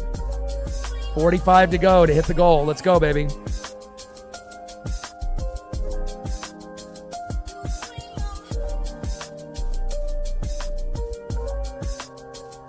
Odin, appreciate you. I just saw the other 20 that you did. I didn't get a chance to check my phone there for a minute, so thank you so much, man. Appreciate you. Odin and the Reflect are the MVPs so far. See if we get anyone else to support. Bottom of the fifth, 1-0 Atlanta, 7-0 Chargers. Chiefs looking a little rusty early, but there's plenty of time to come back. You know, we're definitely knowing that the Chiefs are a second half team for sure. Hit deep over Randy's head. And can you please hustle Randy for once? Golly, if Randy would have been in the right position and hustle, he might have been able to make a play on that ball. Instead, it ends up going over his head for a ground rule double. Oh my God. Nice hit there by Nacho Alvarez Jr., ground roll double like Leo Rivas.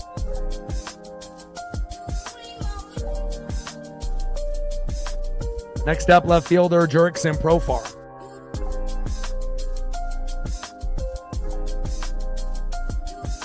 Yeah.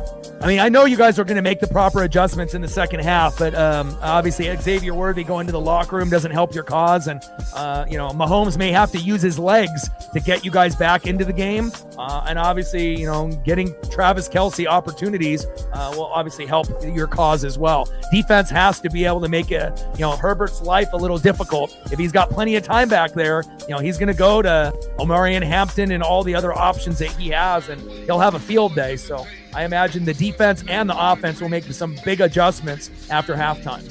Bottom of the fifth, 1-0 Braves. Runner at second by Nacho with that big ground rule double. Now Profar in the box. 0-1 pitch, big swing and a miss, high and away. No balls and 2 strikes to Jurickson Profar.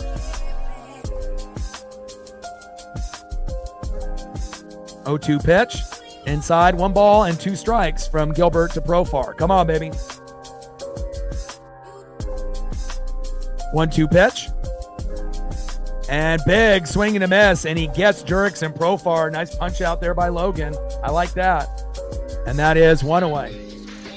Down goes Profar. Nice punch out by Logan. Keep it going, baby. Next up is Matt Olson. Sale has got 7 Ks. And Gilbert's got 6, so he's keeping pace, like we said that he possibly could do today, to keep us competitive. But again, we're going to need some home runs. When the Mariners don't hit home runs, we don't win. So we need home runs, 2 to 4 preferably. And we would love to at least get on the board with a run with Sale. I know that's easier said than done, but let's get this game tied before he exits. First pitch is low and at the knees to Matt Olson, 1-0 count.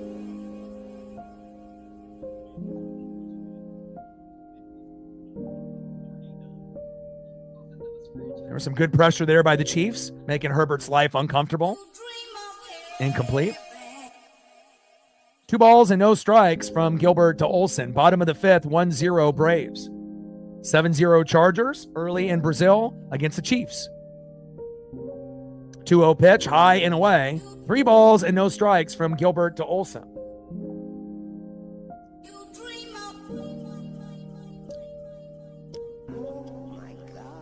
Mariners reflect, especially with Naylor getting sick. The team hasn't been the same since that point. I agree. Do you think it was COVID? I mean, there's still cold and flus out there, but let's not kid ourselves. COVID is still out there, even though it's not really being talked about by the national media. 3-0 pitch, fouled off, high and away. 3 balls and 1 strike from Gilbert to Olson. Come on, baby.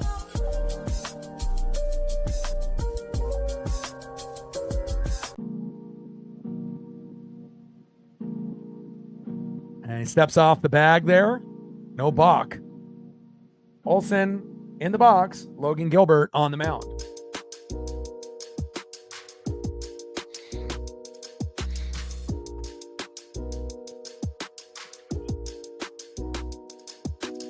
Three-one pitch. Takes a strike there. Count now is full. 3 balls and 2 strikes to Matt Olson. Come on, Gilbert. Get the K here and we can match what Chris Sale has done. And anytime you can keep pace with the Chris Sale, you know you're doing something good. You know, this looks like Logan Gilbert when he was an all-star a couple years ago. And good defense for the Chiefs, getting the Chargers to punt from their own end zone. Great defense, Kansas City.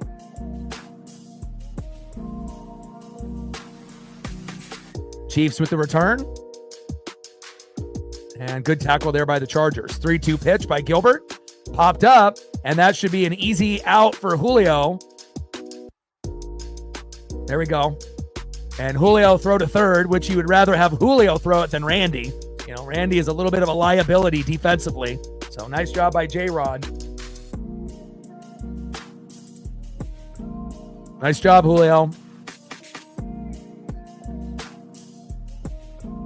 Next up, second baseman Ozzie Albies. 2 for 2 with a couple singles, and obviously Gilbert right now trying to talk strategy on how to get Albies out. And I decided to put Ozzie on the thumb. I've never put him on the thumb. I thought he would have a good game today with Julio, and so far, looks like I was right. But hopefully no big home runs for Ozzie Albies. Yeah, Cal has definitely been in a little bit of a slump, 100%. Hasn't been the same type of hitter that he was in the first half of the year, for sure.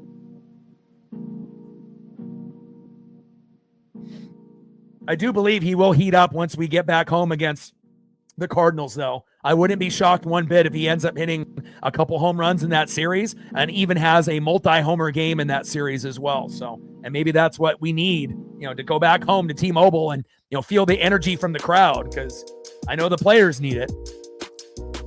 First pitch fouled off by Albies. Down that first base line, 0-1 count.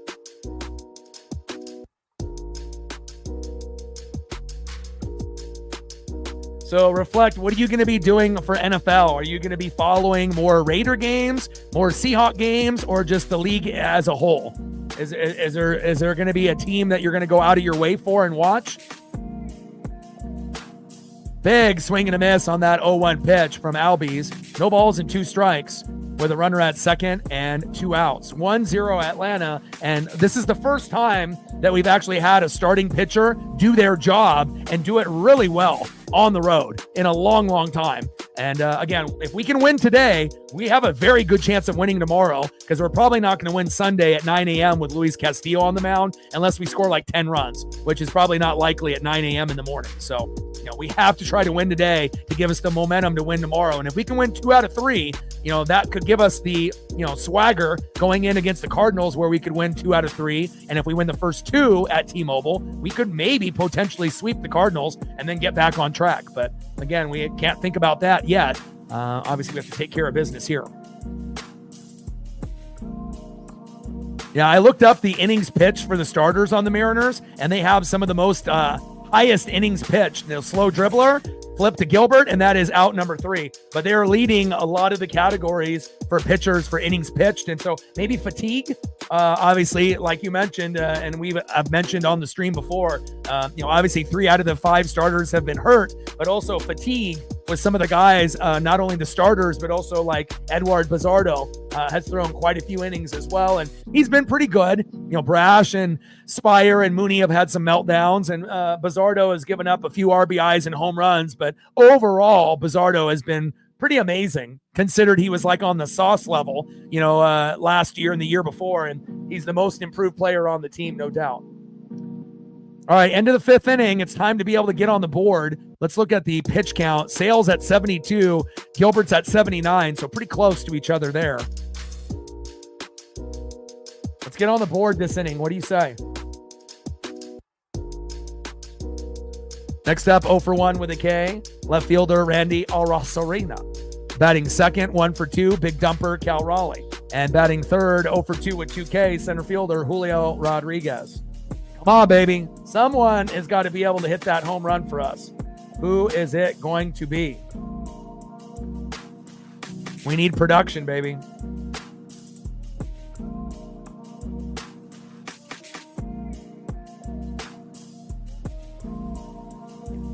I mean, all three of these guys have the ability to hit home runs. Randy, Julio, and Cal Raleigh. Come on now.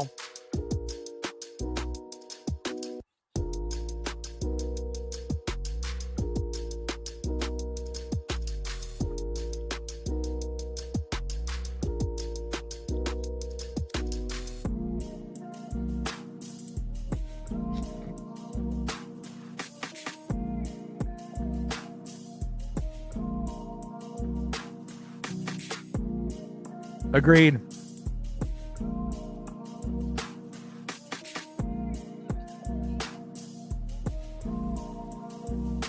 All right, top of the sixth inning. We're down by one, and we're definitely in it. You know, and again, we're going to see both pitchers pitch, you know, through this inning, and, you know, Sale could go 7, so it only would give us a couple innings to try to get going, but, you know, fantastic job by Logan Gilbert. We just need someone to get something going. 1-0 pitch popped up, and Randy flies out to first to Matt Olson, 1 away.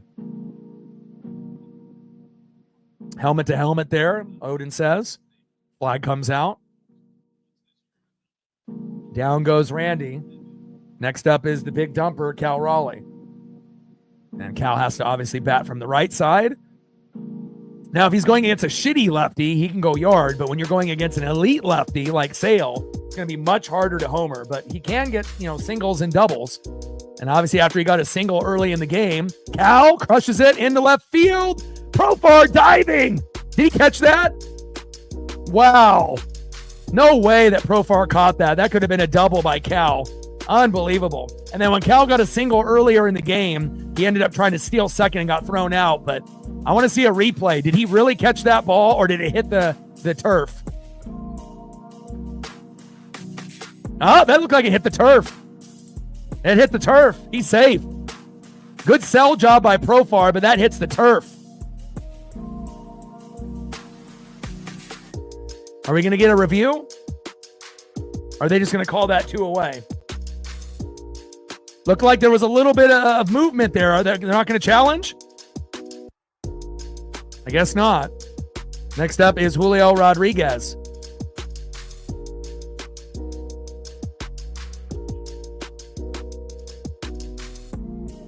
There was a little bit of movement, though. 0-1 pitch. Low and away. 1 ball and 1 strike to Julio Rodriguez. Come on, Julio.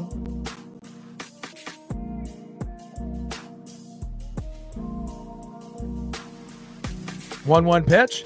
Ooh, Jesus. Almost hit Julio in the groin. 2 balls and 1 strike from Sale to Rodriguez. Yeah, it didn't look like it hit the turf after I saw the replay for the third time. It moved in the glove, but it looked like it didn't move and hit the turf, which I thought maybe it initially did. But after watching that third replay, it looks like it moved in the glove. And I guess if it moves in the glove, it still counts as a catch. So unfortunate. I was really hoping that we could get something going there, and Profar with that great defense. 2 balls and 2 strikes to Julio Rodriguez. Come on, Julio. 2-2 pitch. Big swing and a miss, and down goes Julio Rodriguez, and that is out number 3. Chris Sale, I mean, what can you say? I mean, again, one of the top 3 pitchers last year was Skubal and Skeens, and even though he's 5-4, that ERA of 2.45 is legit. Let's see who's up next for the Braves. And once Sale exits, we should be able to get on the board, but who the hell knows when that's going to happen. Next up, catcher in the 4-hole, 0-for-2 with a K, Drake Baldwin. Batting second, 0-for-1 with an RBI, shortstop Ha-Seong Kim. And batting third, 0-for-2 with 2 Ks, center fielder Michael Harris II. But Logan Gilbert has done a great job overall. I mean, they've given up. We got 1 run for the Braves and 5 hits. Mariners only have 3 hits, and we don't obviously have anything big at this point yet. But, you know, as far as numbers, 6 innings pitched for Chris Sale, 3 hits, no earned runs, no walks, which is impressive. 8 Ks, 80 pitches, 54 strikes with a 2.31 ERA.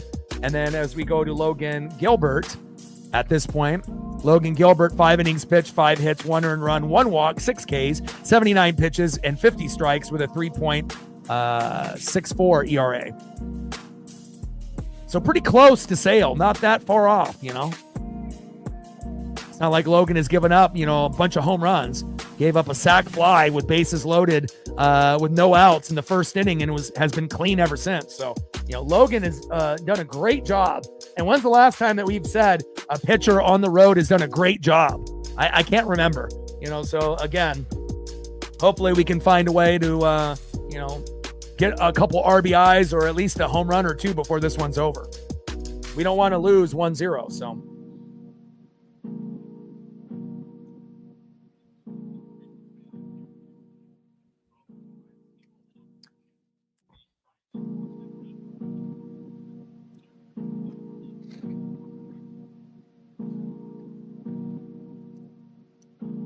Sale's at 80 pitches, so he could go another inning.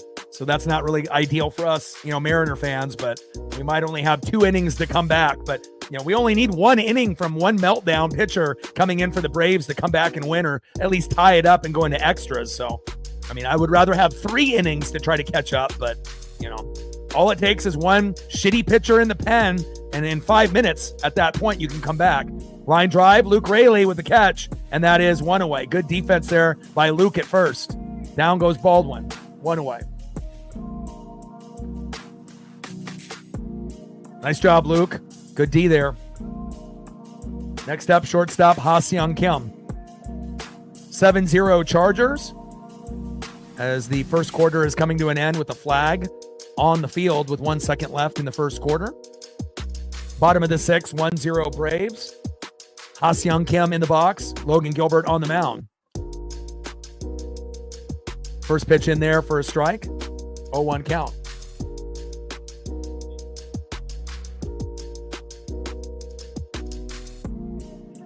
Come on, baby.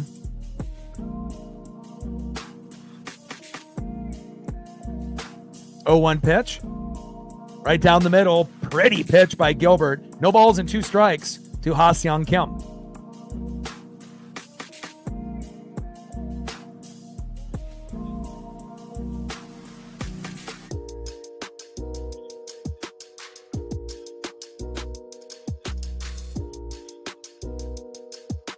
I know what we need. This is what we need. This will help us come back. 0-2 pitch, low and away. 1 ball and 2 strikes from Logan Gilbert to Ha-Seong Kim. Come on, Mariner Moose. You know what to do. We can't lose this game with Logan Gilbert pitching this well, competing with Chris Sale today. Got to get this dub. I don't care if we win 2-1 in extras. You know, just finding a way to win. Big swing and a miss. And throw to first. And that is another punch out for Gilbert. There we go. Splitter action, baby. Way to bring that electricity. And this is one of the best starts Logan has had on the road in his career. Great job. Keep it going. I mean, the last thing that we want is to lose 1-0. You know, that would be, you know, obviously painful. I do think we are going to win tomorrow, especially with Victor Robles in the lineup, but I want to see Leo at DH. And Harris pops up. Randy in left field is there, and that is out number 3. All right. Very fast inning there for the Mariner defense, and now we need to get going. Let's go. Gino Polo Garver up next.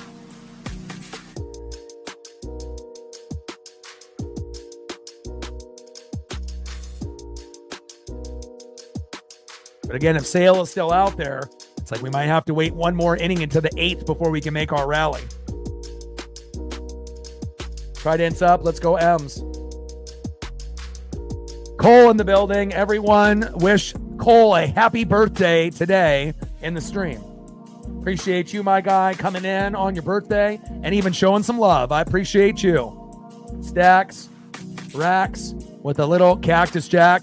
Appreciate you very much. Cole with a $5 on his birthday. Dono train activated. We appreciate you, and I hope you are having a good birthday.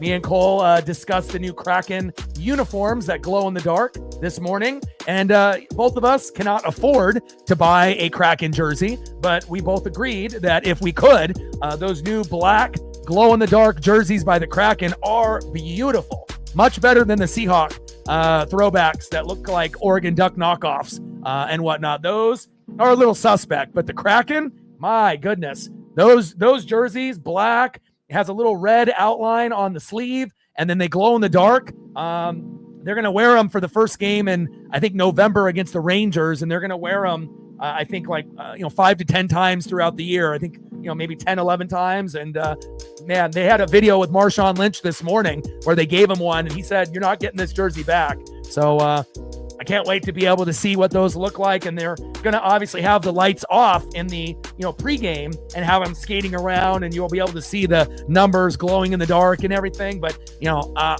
I have to admit, there are some jersey combinations, in NHL and in sports that sometimes are cringy. But man, let me tell you, if you haven't seen those Kraken black jerseys that glow in the dark, wow, incredible. Top of the 7th inning, 1-0 Atlanta.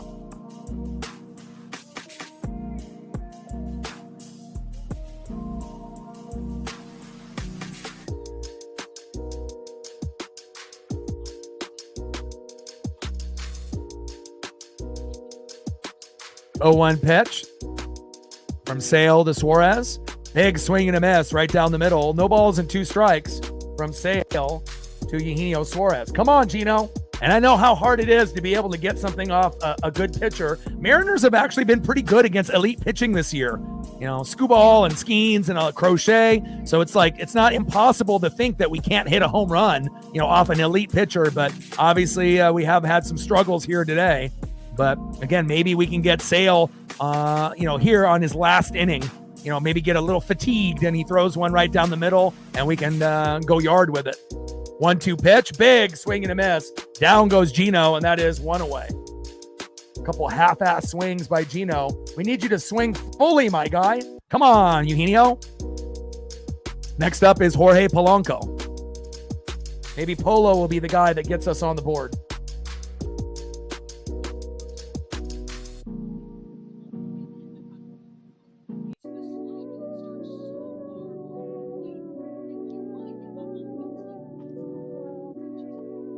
Yeah, Chargers 7, Chiefs 0. I got that game on. I got the Mariner game on. And obviously, SmackDown will be on a little bit later. Obviously, in Chicago, CM Punk's hometown. And Cena will be there. Brock Lesnar will be there. It's going to be one of the better shows as far as, WWE is concerned throughout the year. That's not a PLE. And rumor is AJ Lee might be coming back with CM Punk to go against Seth Rollins and Becky Lynch, which would be interesting. Top of the 7th, 1-0 Atlanta. Sale on the mound, Polo in the box, 2-0 pitch, fouled off, high and away. 2 balls and 1 strike to Jorge Polanco.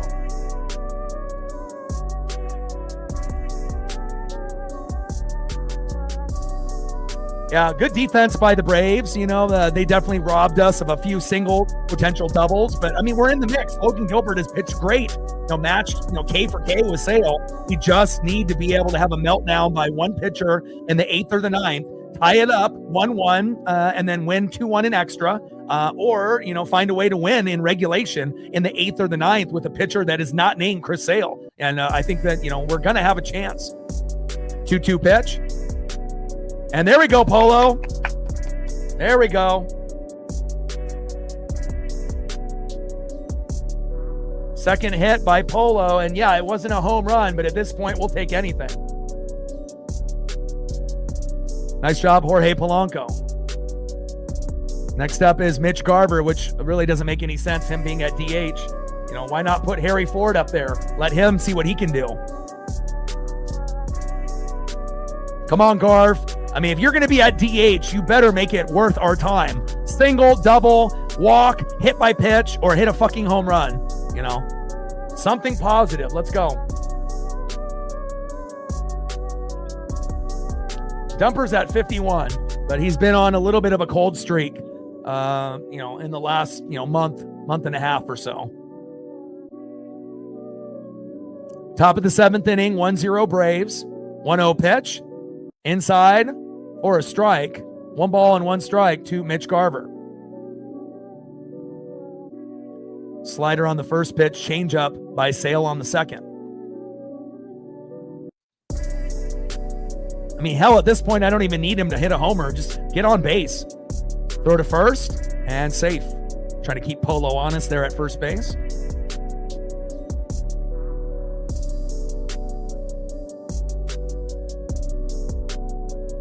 Come on, Mitch.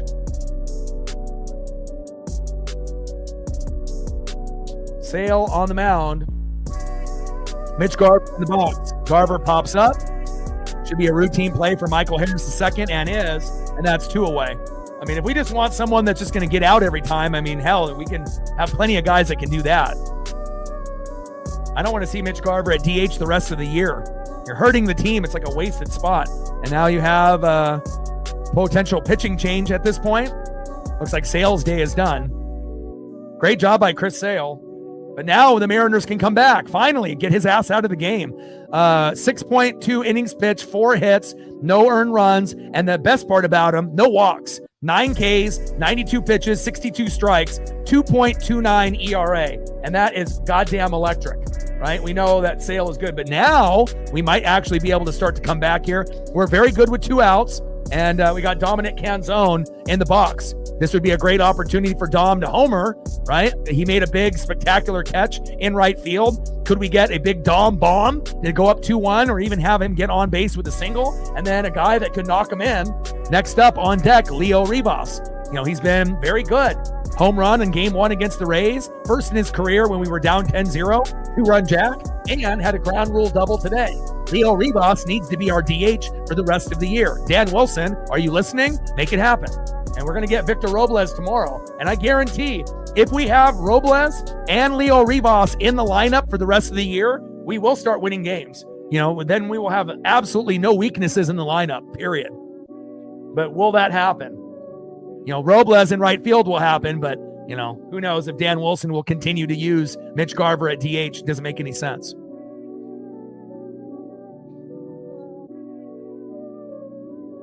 Let's go, baby. Time to get on the board or take the lead.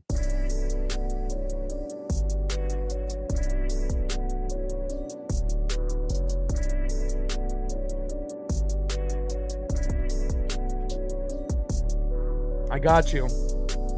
You want Justin Herbert on the Oregon Ducks or Justin Herbert on the Chargers, or both?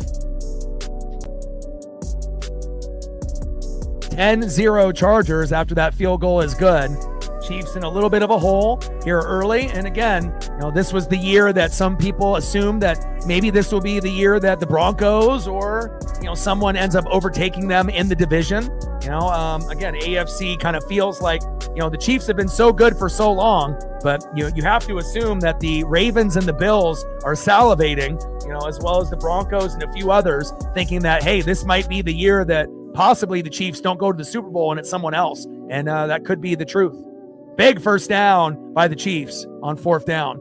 Canzone and a little shallow drive to Michael Harris the second. There we go. And we rally with 2 outs. Here we go. Nice job, Dom. And Lee is in the game, and hopefully we continue to rough him up.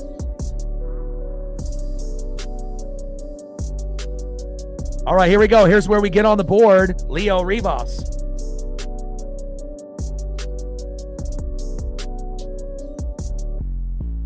Dylan Lee.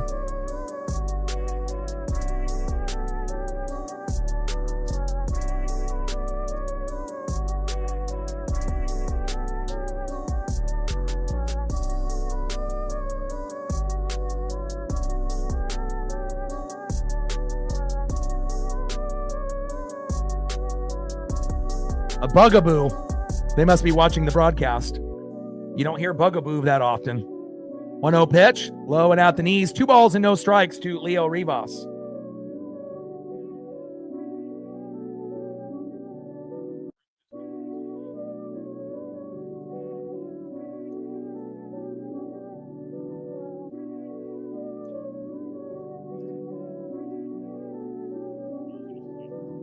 Takes a strike. 2 balls and 1 strike from Dylan Lee. to Leo Rivas.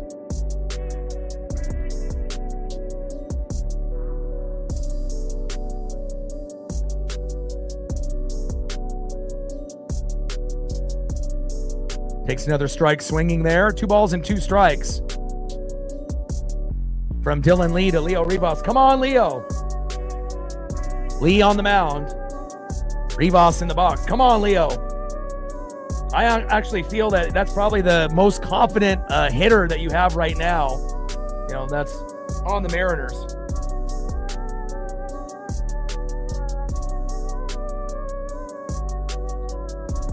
Two-two pitch. Low and away. Count now is full. Come on, baby. I got the most confidence in Leo out of anybody in the lineup, which is pretty wild to say, but again, I mean, he's been very good all year in AAA and, you know, should have been on the team over Dylan Moore 3-4 months ago. Think about how many more wins we could have had if Leo was on the team and actually playing. 3-2 pitch. Hit right up the middle, baby. Let's go. Let's go. Let's go. Come home. Come home. Boom. And that's what you do when you have a good player that people are sleeping on. We just tied the game up 1-1. Let's go.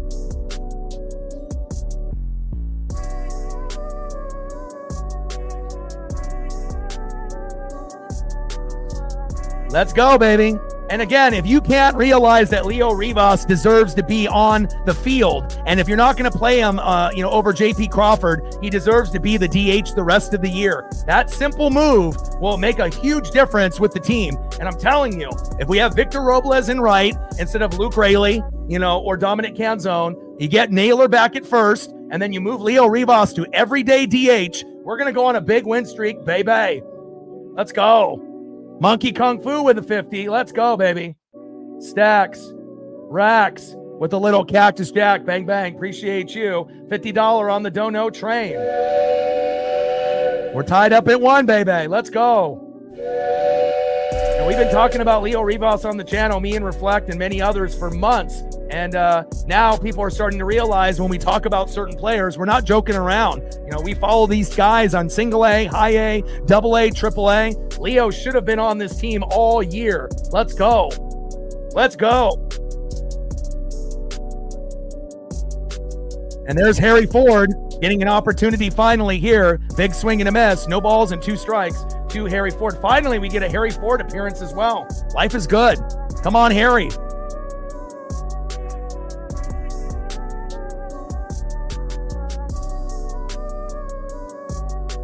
And 0-2 pitch, big swing and a miss. And down goes Harry Ford in his first attempt in the box. But it's okay. Leo Rivas ends up being the guy. Harry Ford, you finally get a chance to show what you can do. And he strikes out in his first at-bat. That's all right. But again, this is the guy that can really turn everything around for the Seattle Mariners. And he already has. 1-1. All we needed is Sale to go out. And Leo Rivas strikes again. Great job. Home run against the Tampa Bay Rays for his first home run in his career when we were down 10-0, making it 10-2. Ground rule double earlier today. He's the best hitter on the team right now. Leo Rivas for president. Let's go. And now we feel pretty damn good with our chances winning this game. Let's go.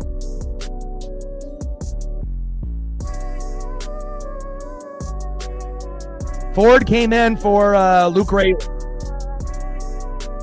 in the 9-hole. That would have been Luke Raley's at-bat. And obviously that normally would have been Josh Naylor at first, but he's been sick or, minor injury or a little bit of both. And, we haven't had Naylor in a few games. And obviously we felt his, absence, in the lineup and defensively for sure. But again, if Dan Wilson is not smart enough to realize, and I don't necessarily think that we need Leo over JP Crawford, even though Leo's the better option right now. But if you want JP to play defense and still be on, the roster 1 through 9, make Leo the DH, and at least that way that we're going to get those big at-bats moving forward.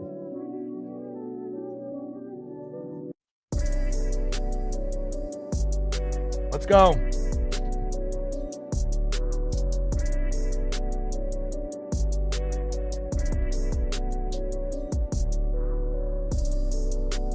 Gilbert's had 86 pitches, and they still got him out there.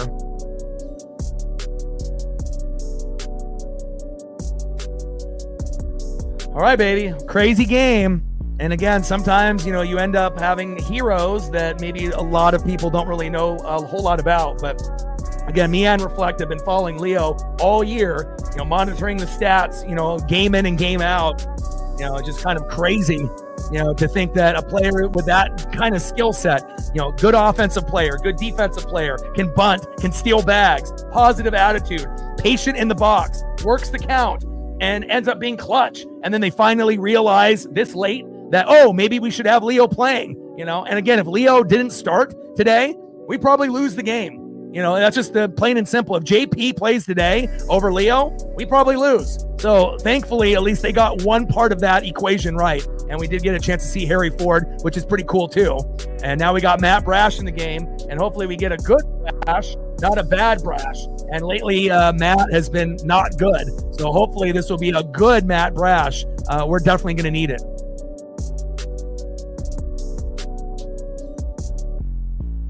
10-0 lead for the Chargers. A little shocking for some, possibly. But again, the Chiefs will make the adjustments in the second half. Brash on the mound. Marcell Ozuna in the box. On deck, right fielder Jake Fraley. Former Cincinnati Red, and batting third baseman Nacho Alvarez Jr. Come on, Ems. We got the momentum now, baby. Let's go. And JP Crawford coming in.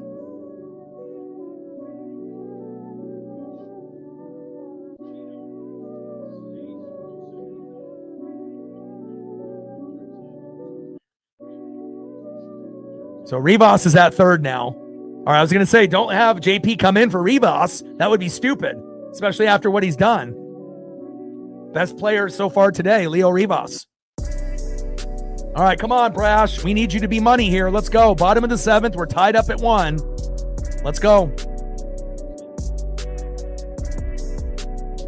Yeah, but it's okay. I mean, what did we really expect Harry to hit a home run in his first at-bat? I mean, for him to strike out in his first at-bat is, again, at some point, he'll be able to get his first hit, but it may take a couple at-bats before he gets it, And it's not like they called him up and had him play right away. He's been sitting for a couple games before this moment, so, probably would have had a better chance with that enthusiasm if they would have started him or let him play the day that they actually called him up, so.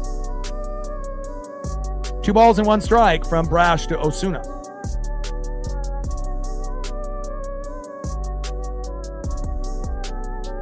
2-1 pitch, takes a strike looking high and inside. 2 balls and 2 strikes to Marcell Ozuna.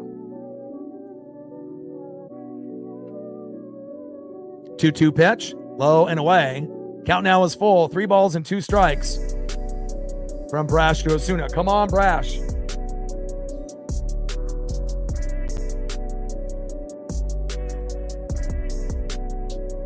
3-2 pitch, fouled off. Right down the middle. Count still is full. 3 balls, 2 strikes, nobody on, and no outs. We're tied up at 1 with a pitcher's duel. Chris Sale and Logan Gilbert. And that's a beautiful thing to say, that Logan pitching like this, not the Logan at Philadelphia. Big swing and a miss, and see you later, Marcell Ozuna. That's the good Brash, and that's what I like to see, and that is 1 away. Way to bring that electricity, Matt Brash. He didn't walk him. He didn't plunk him. He didn't get into a 3-0 count. That's the Brash that we love. Nice job, Matt.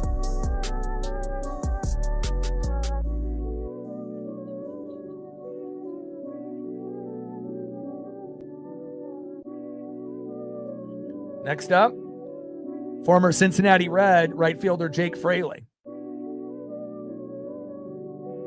Brashty. First pitch from Brash to Fraley, takes a strike looking high and inside, 0-1 count. 0-1 pitch, slow dribbler. Get it!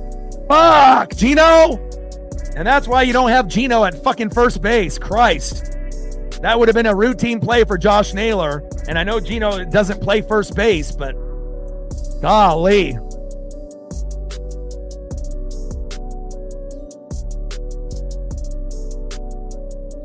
Why would you even have Gino at first base ever? I mean, even Luke Raley would have been able to make that play. Ay. All right, now we need a double play. Ground a little dribbler right up the middle and hopefully make up for that blunder by Gino. That runner better not come home. I got to say that. Brash on the mound. Next up is Nacho Alvarez Jr. Takes a strike looking right down the middle, 0-1 count. 0-1 pitch, takes another strike right down the middle to Nacho Alvarez Jr. No balls and 2 strikes from Brash to Nacho. 10-3 Chargers. Brash on the mound. Nacho in the box. Judah in the building. What's good?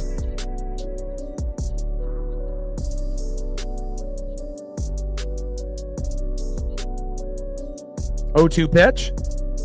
Slow dribbler. Double play. Double play. Throw it to first. Yes.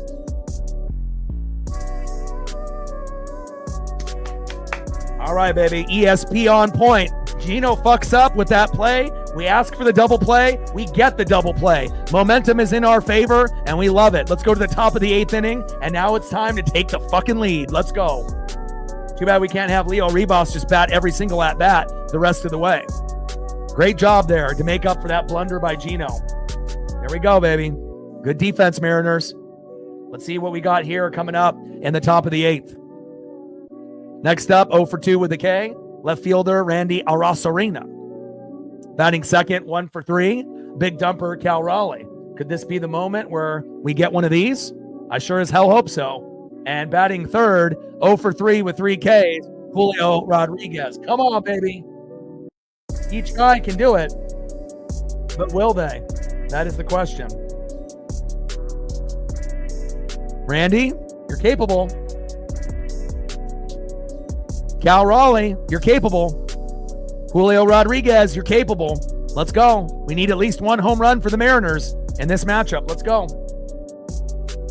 Trident's up. Let's go, M's.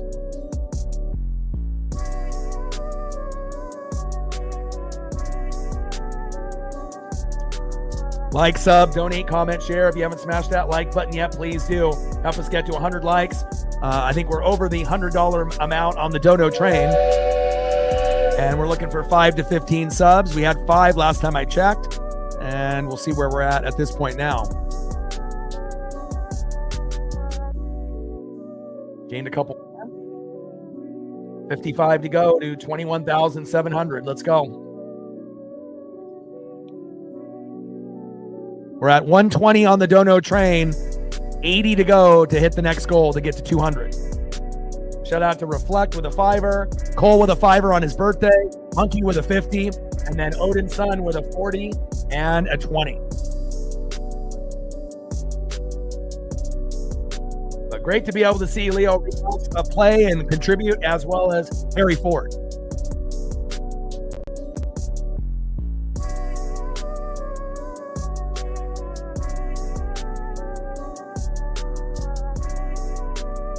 Yeah, but also, you know, he was spitting on the ground. He didn't spit on Jalen. So, again, you know, people were acting like he spit on Jalen and Jalen, you know, retaliated and spit back. They actually didn't spit on him. He spit on the ground. You know, there's a difference between spitting on the ground and spitting on a player. Come on, Judah. Top of the 8th inning, 1-1, Mariners and Braves. Kinley on the mound, and hopefully Tyler has a meltdown. Arosarena in the box. 1-1 pitch, low and away.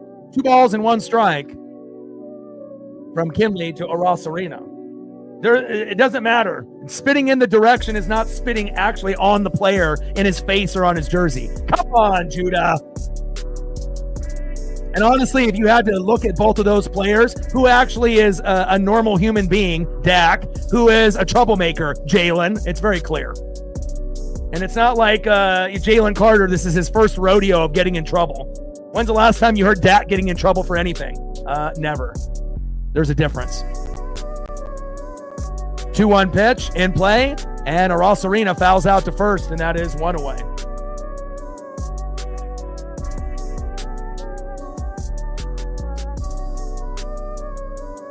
Next up, big dumper, Cal Raleigh. Come on, Cal.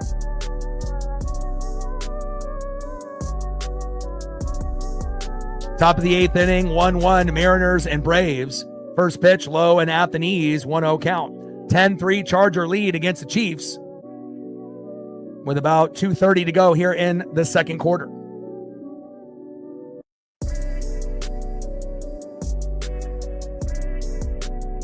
Yeah, but the thing is does Dak have a reputation of getting in trouble and being a dirty person, and being a person that gets in trouble?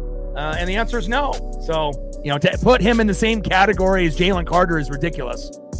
Now, everyone can end up losing their cool, and, a good person can make a bad mistake. But again, spitting on the ground is not the same as spitting on a player. I mean, let's not get it twisted for 1 second. Pitch is high and inside. 2 balls and 1 strike to big dumper Cal Raleigh.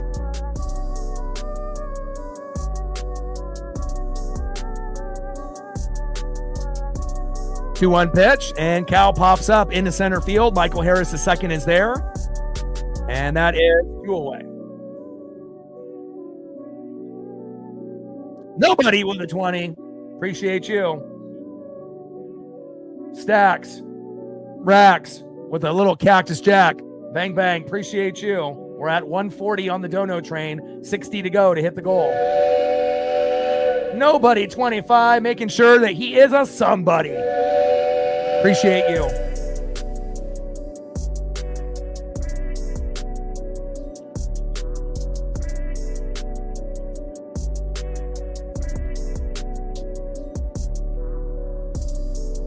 First pitch to Julio Rodriguez. Takes a big swing and a miss. Low and away. 0-1 count.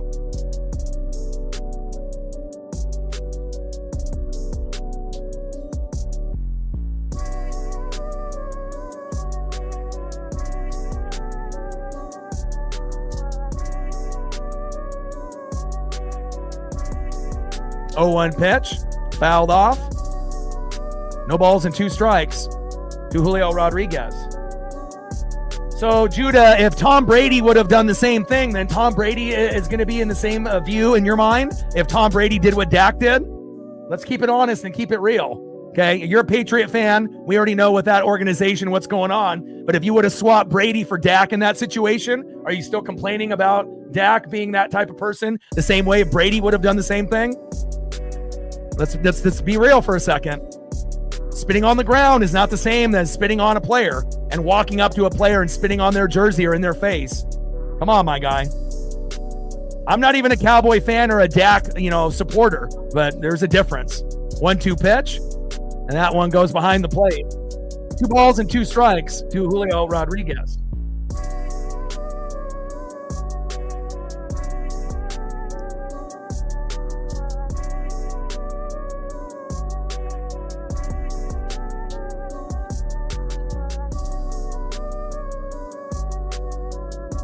Two pitch. I highly doubt any Patriot fan would, give Tom that same type of treatment. They would be defending him with their lives, period. There wouldn't even be a conversation in the media, period.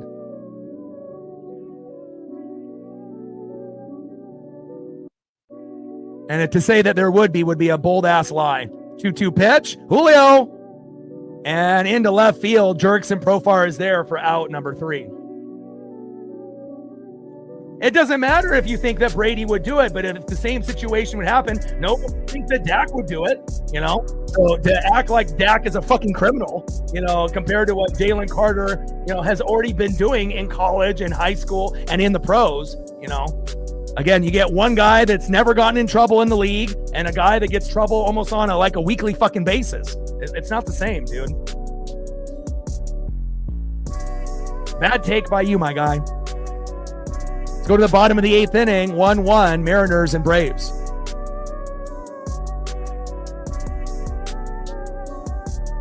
Next up, 1 for 2. 1 for 3 with a run and a K. Left fielder Jurickson Profar. Batting second, 0 for 2 with a base on ball and a K, first baseman Matt Olson. And batting third, 2 for 3 with second baseman Ozzie Albies. Bottom of the 8th, 1-1, Mariners and Braves. And what are we going to do for pitching? Are they going to continue to have Brash out there? Or are they going to bring somebody in?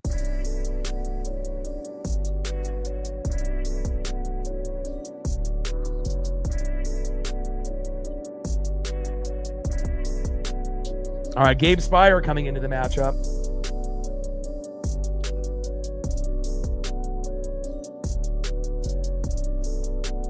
All right, we need the good Gabe, not the bad Gabe.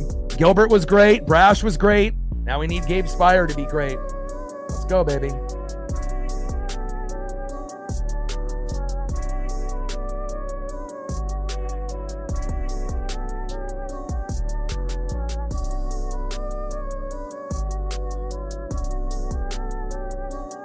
And, you know, in football, you're going to get more shit talking in football than any fucking sport besides maybe the NBA. You know, there's a reason why they don't have people mic'd up, you know, in the NFL or typically in the NBA, because you're not going to get a clean conversation for TV ever. You know, obviously you can do it on the NHL and on the MLB side, but there's a reason why, you know, they're not going to have certain players mic'd up, you know, for a particular reason. Bottom of the 8th, 1-1, Mariners and Braves. Gabe Spire on the mound, and hopefully Gabe will be able to get the job done here. And Jurix and Profar in the box.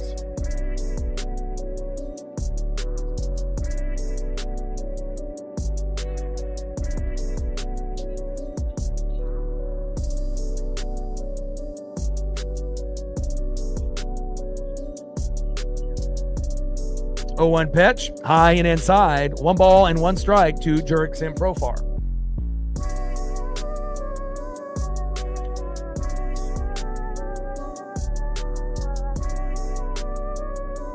And slow dribbler right up the middle by Profar. And Profar's 1 for 2. Get him. And safe.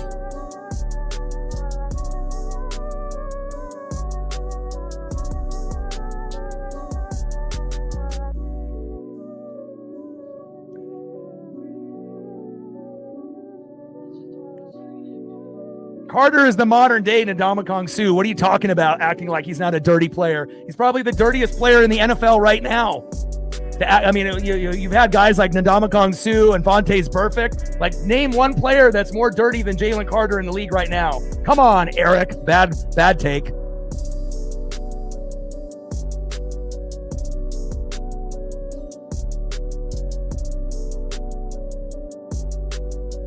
I got you. You can still be an Eagle fan. You can still be a fan of Burfict and Suh, you know, and Jalen Carter, but that doesn't excuse what they do on the field or off the field.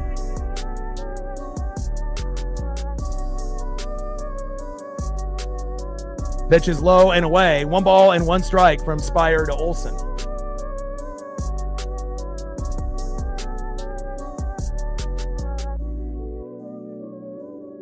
One pitch. And ground ball, deflected, fuck. And he's coming home, and that is an RBI, 2-1 Braves. Brutal. Come on, Gabe.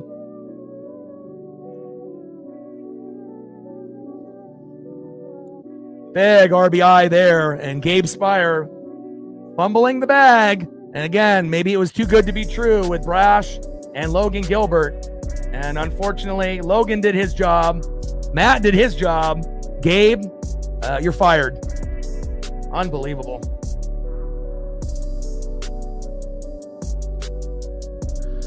Fucking A, dude. And Albies hits it long, hits it deep, off the wall.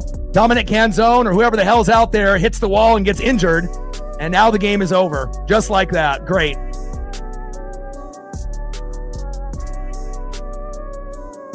Now it's 3-1. Now we're not coming back. Now we have to pray that we win tomorrow. Good job, Gabe. I mean, Leo did everything that he could to help us try to win this game. But again, bullpen costing us another game again. And not having Victor Robles in right field costing us another game again. Brutal. Especially when we fought so hard to catch up. And just like that, you know, when we need a meltdown, you know, by the Atlanta Braves, we end up having one of our own. Terrible. Bottom of the 8th, 3-1 Braves. Runner at third with no outs. Fuck, man. I'm sick and tired of us fucking losing. And again, tomorrow is must win, because obviously on Sunday morning it's Castillo on the mound. Unless we score 10, we're not winning that game. Can't wait for us to come back home, but we let this one slip through our fingers. Slow dribbler. And now can't even fucking play defense. 4-1 Braves. Jesus Christ.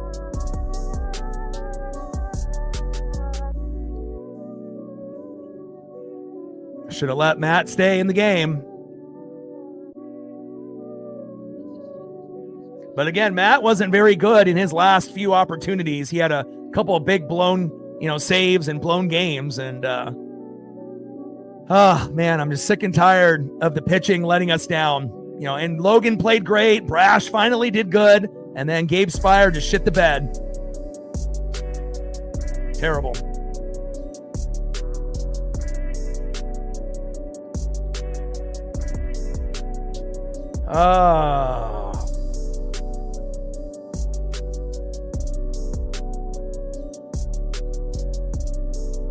Shit, we would have been better off bringing in Carlos Vargas in the game. Fuck, man, terrible.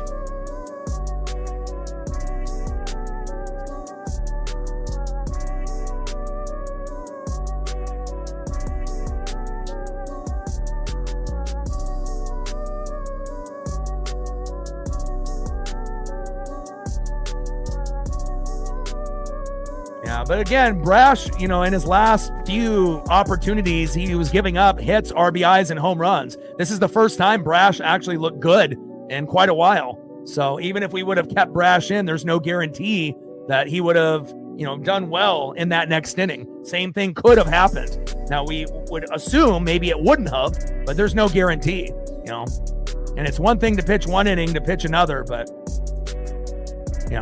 again, it's like you got Brash, you got Bizzardo, you got Spire, you got Mooney at closer, Carlos Vargas has actually been pretty good lately. Maybe it would have been better to go with Vargas instead of Spire in that situation. But again, it's just been one of those curses for us lately. Finally, we get good defense for the most part. We get Leo Rivas and Harry Ford to play. Leo ends up contributing in a major way. And, and then the bullpen, looks pretty good with Brash. And then the next guy blows it. It's like, why can't we just put a full game together? And again, being on the road, we're not a good road team. And, again, if you've only won 3-4 games out of the last 20, this is the worst stretch that we've been on all year. We're on the cusp of, possibly not even making the goddamn wild card or the playoffs. I can't wait for us to get home. But this one definitely slipped through our fingers, And again, they could have scored maybe one and made it 2-1 and we still would have had a chance. But now being down by 3, there's still a chance that we have a miracle to tie it up and then we could go in extras and win, like, for example, 5-4. But remember, it's 4-1 with no outs. Still got a runner at first. So there's still a chance that they get to 5 or higher. And now Carlos Vargas comes in. So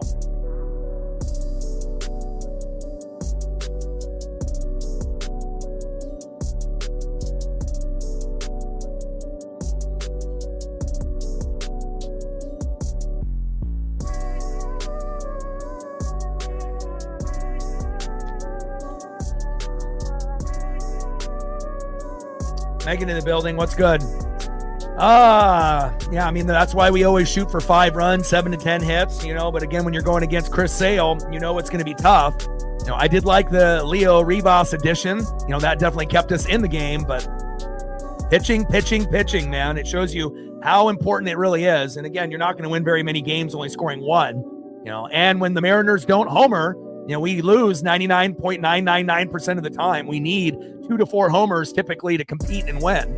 And, just another one of these, meltdowns late in the matchup. But I do think that with Victor Robles in the lineup tomorrow, and if they have Leo at DH, I think we can win tomorrow. Even if they don't have Leo at DH, but if they do, that would give me more confidence. And then obviously Castillo on Sunday, I don't assume that we'll win that. That could be game over before even the game starts. And that's 3 strikes there to Ha-Seong Kim. Nice job by Vargas. And finally we get it out. Oh, Gabe Spire, you fucking stink.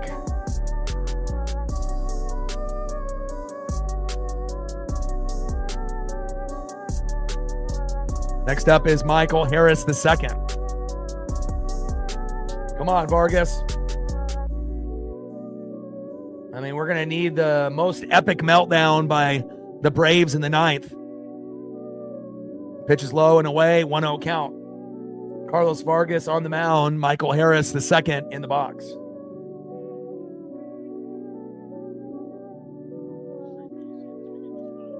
Four straight base hits. Unacceptable, Gabe Spire. 13-3 Chargers. Big swing and a miss. 1 ball and 2 strikes to Michael Harris the second.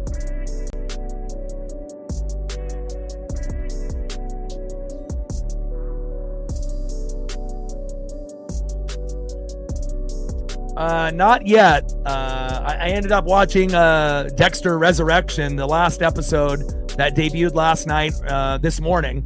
So that's what I ended up watching. Watched that, and I watched a few episodes of Workaholics that I'm starting from the very beginning, and I'm on season 5, I think, now. But I haven't got a chance to watch any of those sci-fi shows yet. And there is strike 3 swinging. Nice job by Vargas, and that is 2 away. Megan with a tenner. Appreciate you. Stacks. Brax with the little Cactus Jack. Bang, bang. Thank you so much. Another $10 dono on the dono train. It'll be a fun trip for you. It's getting close.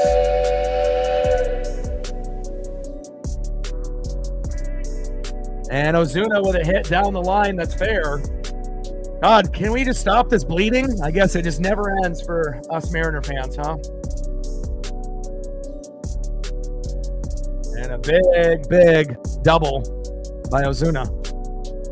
4-1 Atlanta with 2 outs.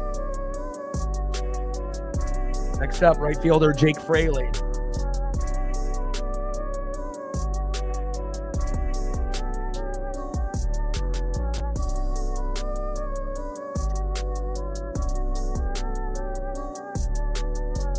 Yeah, but we got out of that inning after Gino fucked up, though. We got a double play. Throw to third. Nice job by Rivas. And that is out number 3. Hey, Rivas can play, second, short, or third, or DH. I better see Rivas in the lineup every day moving forward. All right.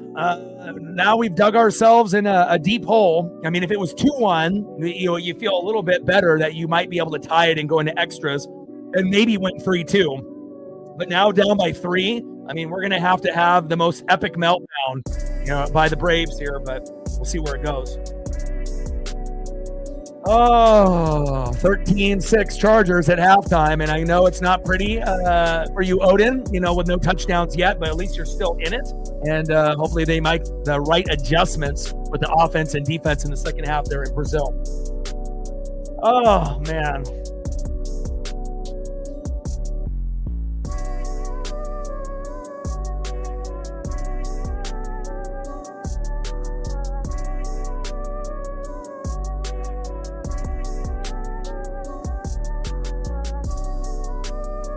See if I can find a Norm Charlton pick here.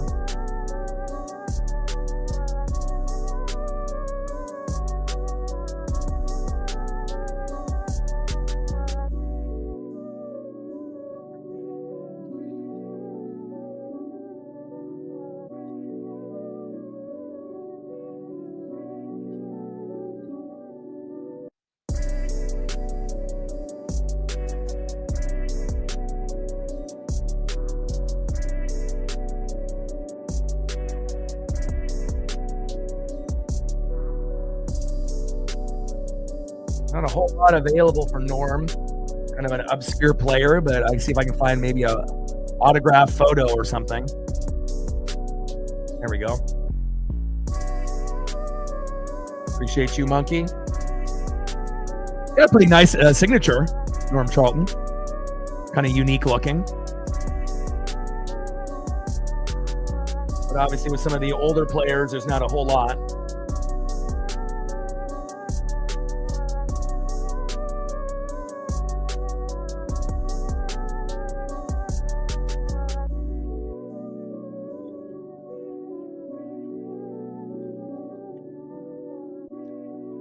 Top of the ninth, 4-1 Atlanta. 1-0 pitch, popped up and out of play. 1 ball and 1 strike to Eugenio Suarez.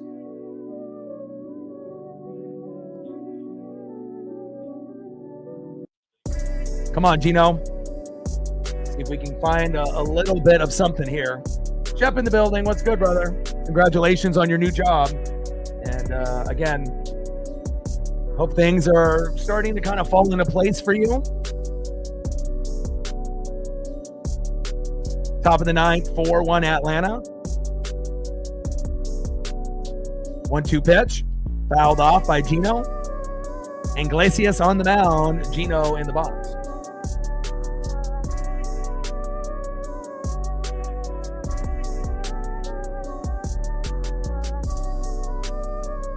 Come on, Mariner Moose.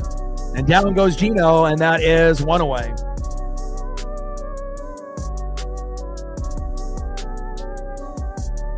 Next up, second baseman Jorge Polanco.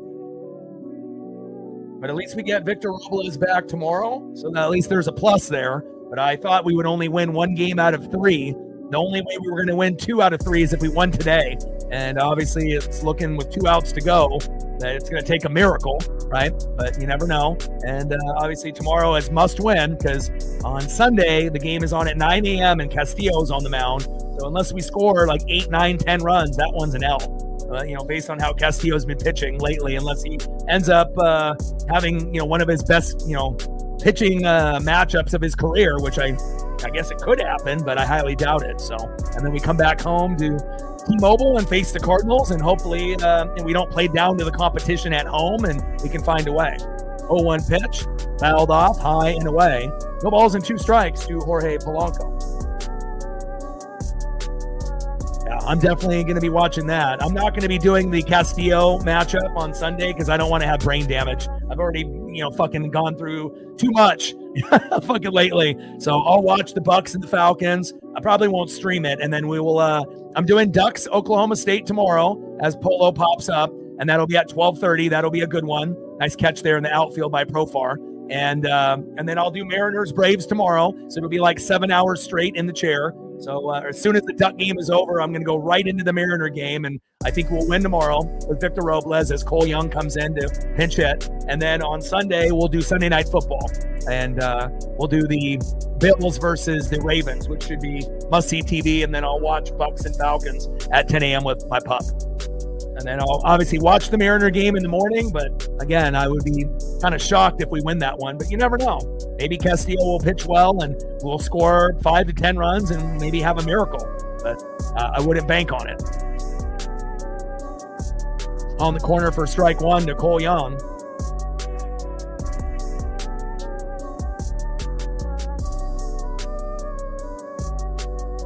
Oh, 1 pitch fouled off. No balls and 2 strikes. To Cole Young. We're down to our last strike. And just so disappointing, how we fought back. And all it took was one pitcher to have a meltdown, and that was it. 0-2 pitch, high and away. 1 ball and 2 strikes to Cole Young. But again, only scoring 1 ain't going to get it done. But I feel bad for guys like Logan Gilbert, who did such a great job, But again, the bats could not do their job. And then the bullpen blew it for us. Line drive to first base. Matt Olson is there, and that is it. Final score, Braves 4, Seattle Mariners 1. And again, for Odin and Reflect and Cole and Monkey and Nobody and Megan, if there's anything you want me to do photo-wise here for the next few minutes, based on your guys' support, let me know. And I can throw up a few photos here. Then I'm going to eat some dinner. Watch the rest of the Chiefs and the Chargers. And then, again, we'll be live tomorrow at 12:30 Pacific for the Ducks and the Oklahoma State Cowboys at 12:30 Pacific. Should be fun. And then we'll do the Mariners and the Braves at 4:15 back-to-back. And then we'll do, obviously, like I mentioned, Bills and Ravens for Sunday Night Football.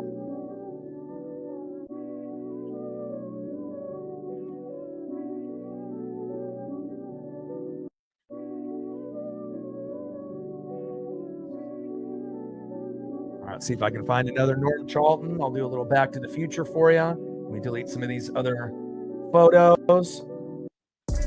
It was cool to be able to see Harry Ford, even though he wasn't able really to produce, but really the story of the day was this guy right here, Leo Rivas. Hopefully we'll be able to utilize him moving forward. That'll give us a better chance to win if he's the DH the rest of the year, but we never know if that actually would happen or not.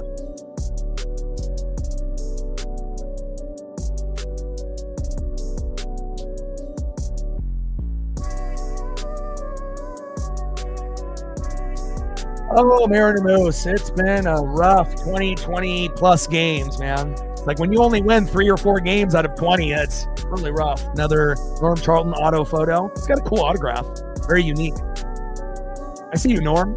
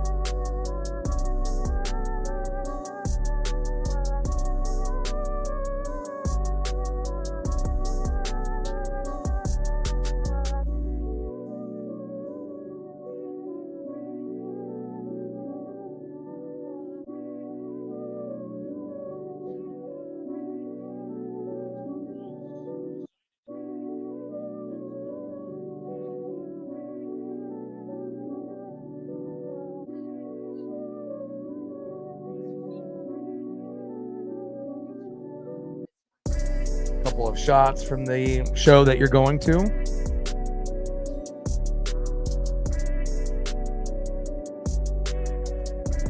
Appreciate you.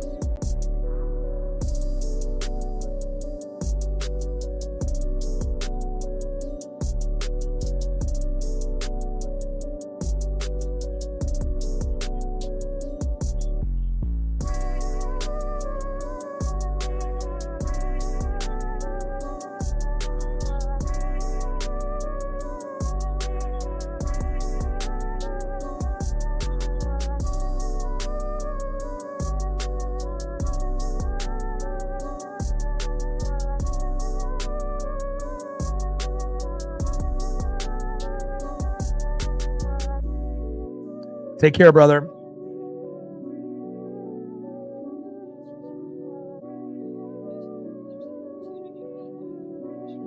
Appreciate you.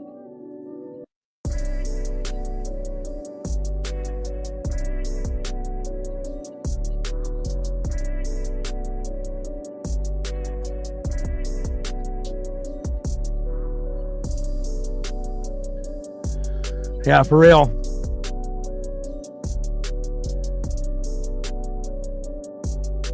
I will. Appreciate you.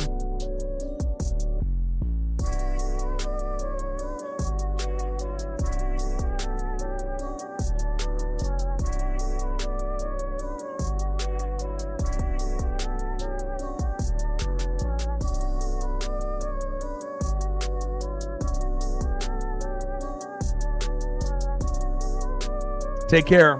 And again, I'll be live tomorrow. I think, with Robles back in the lineup, hopefully that'll be the thing that'll help us out. Hopefully you guys will be enjoying the Chiefs and the Chargers. I'm going to end up watching the rest of the second half there.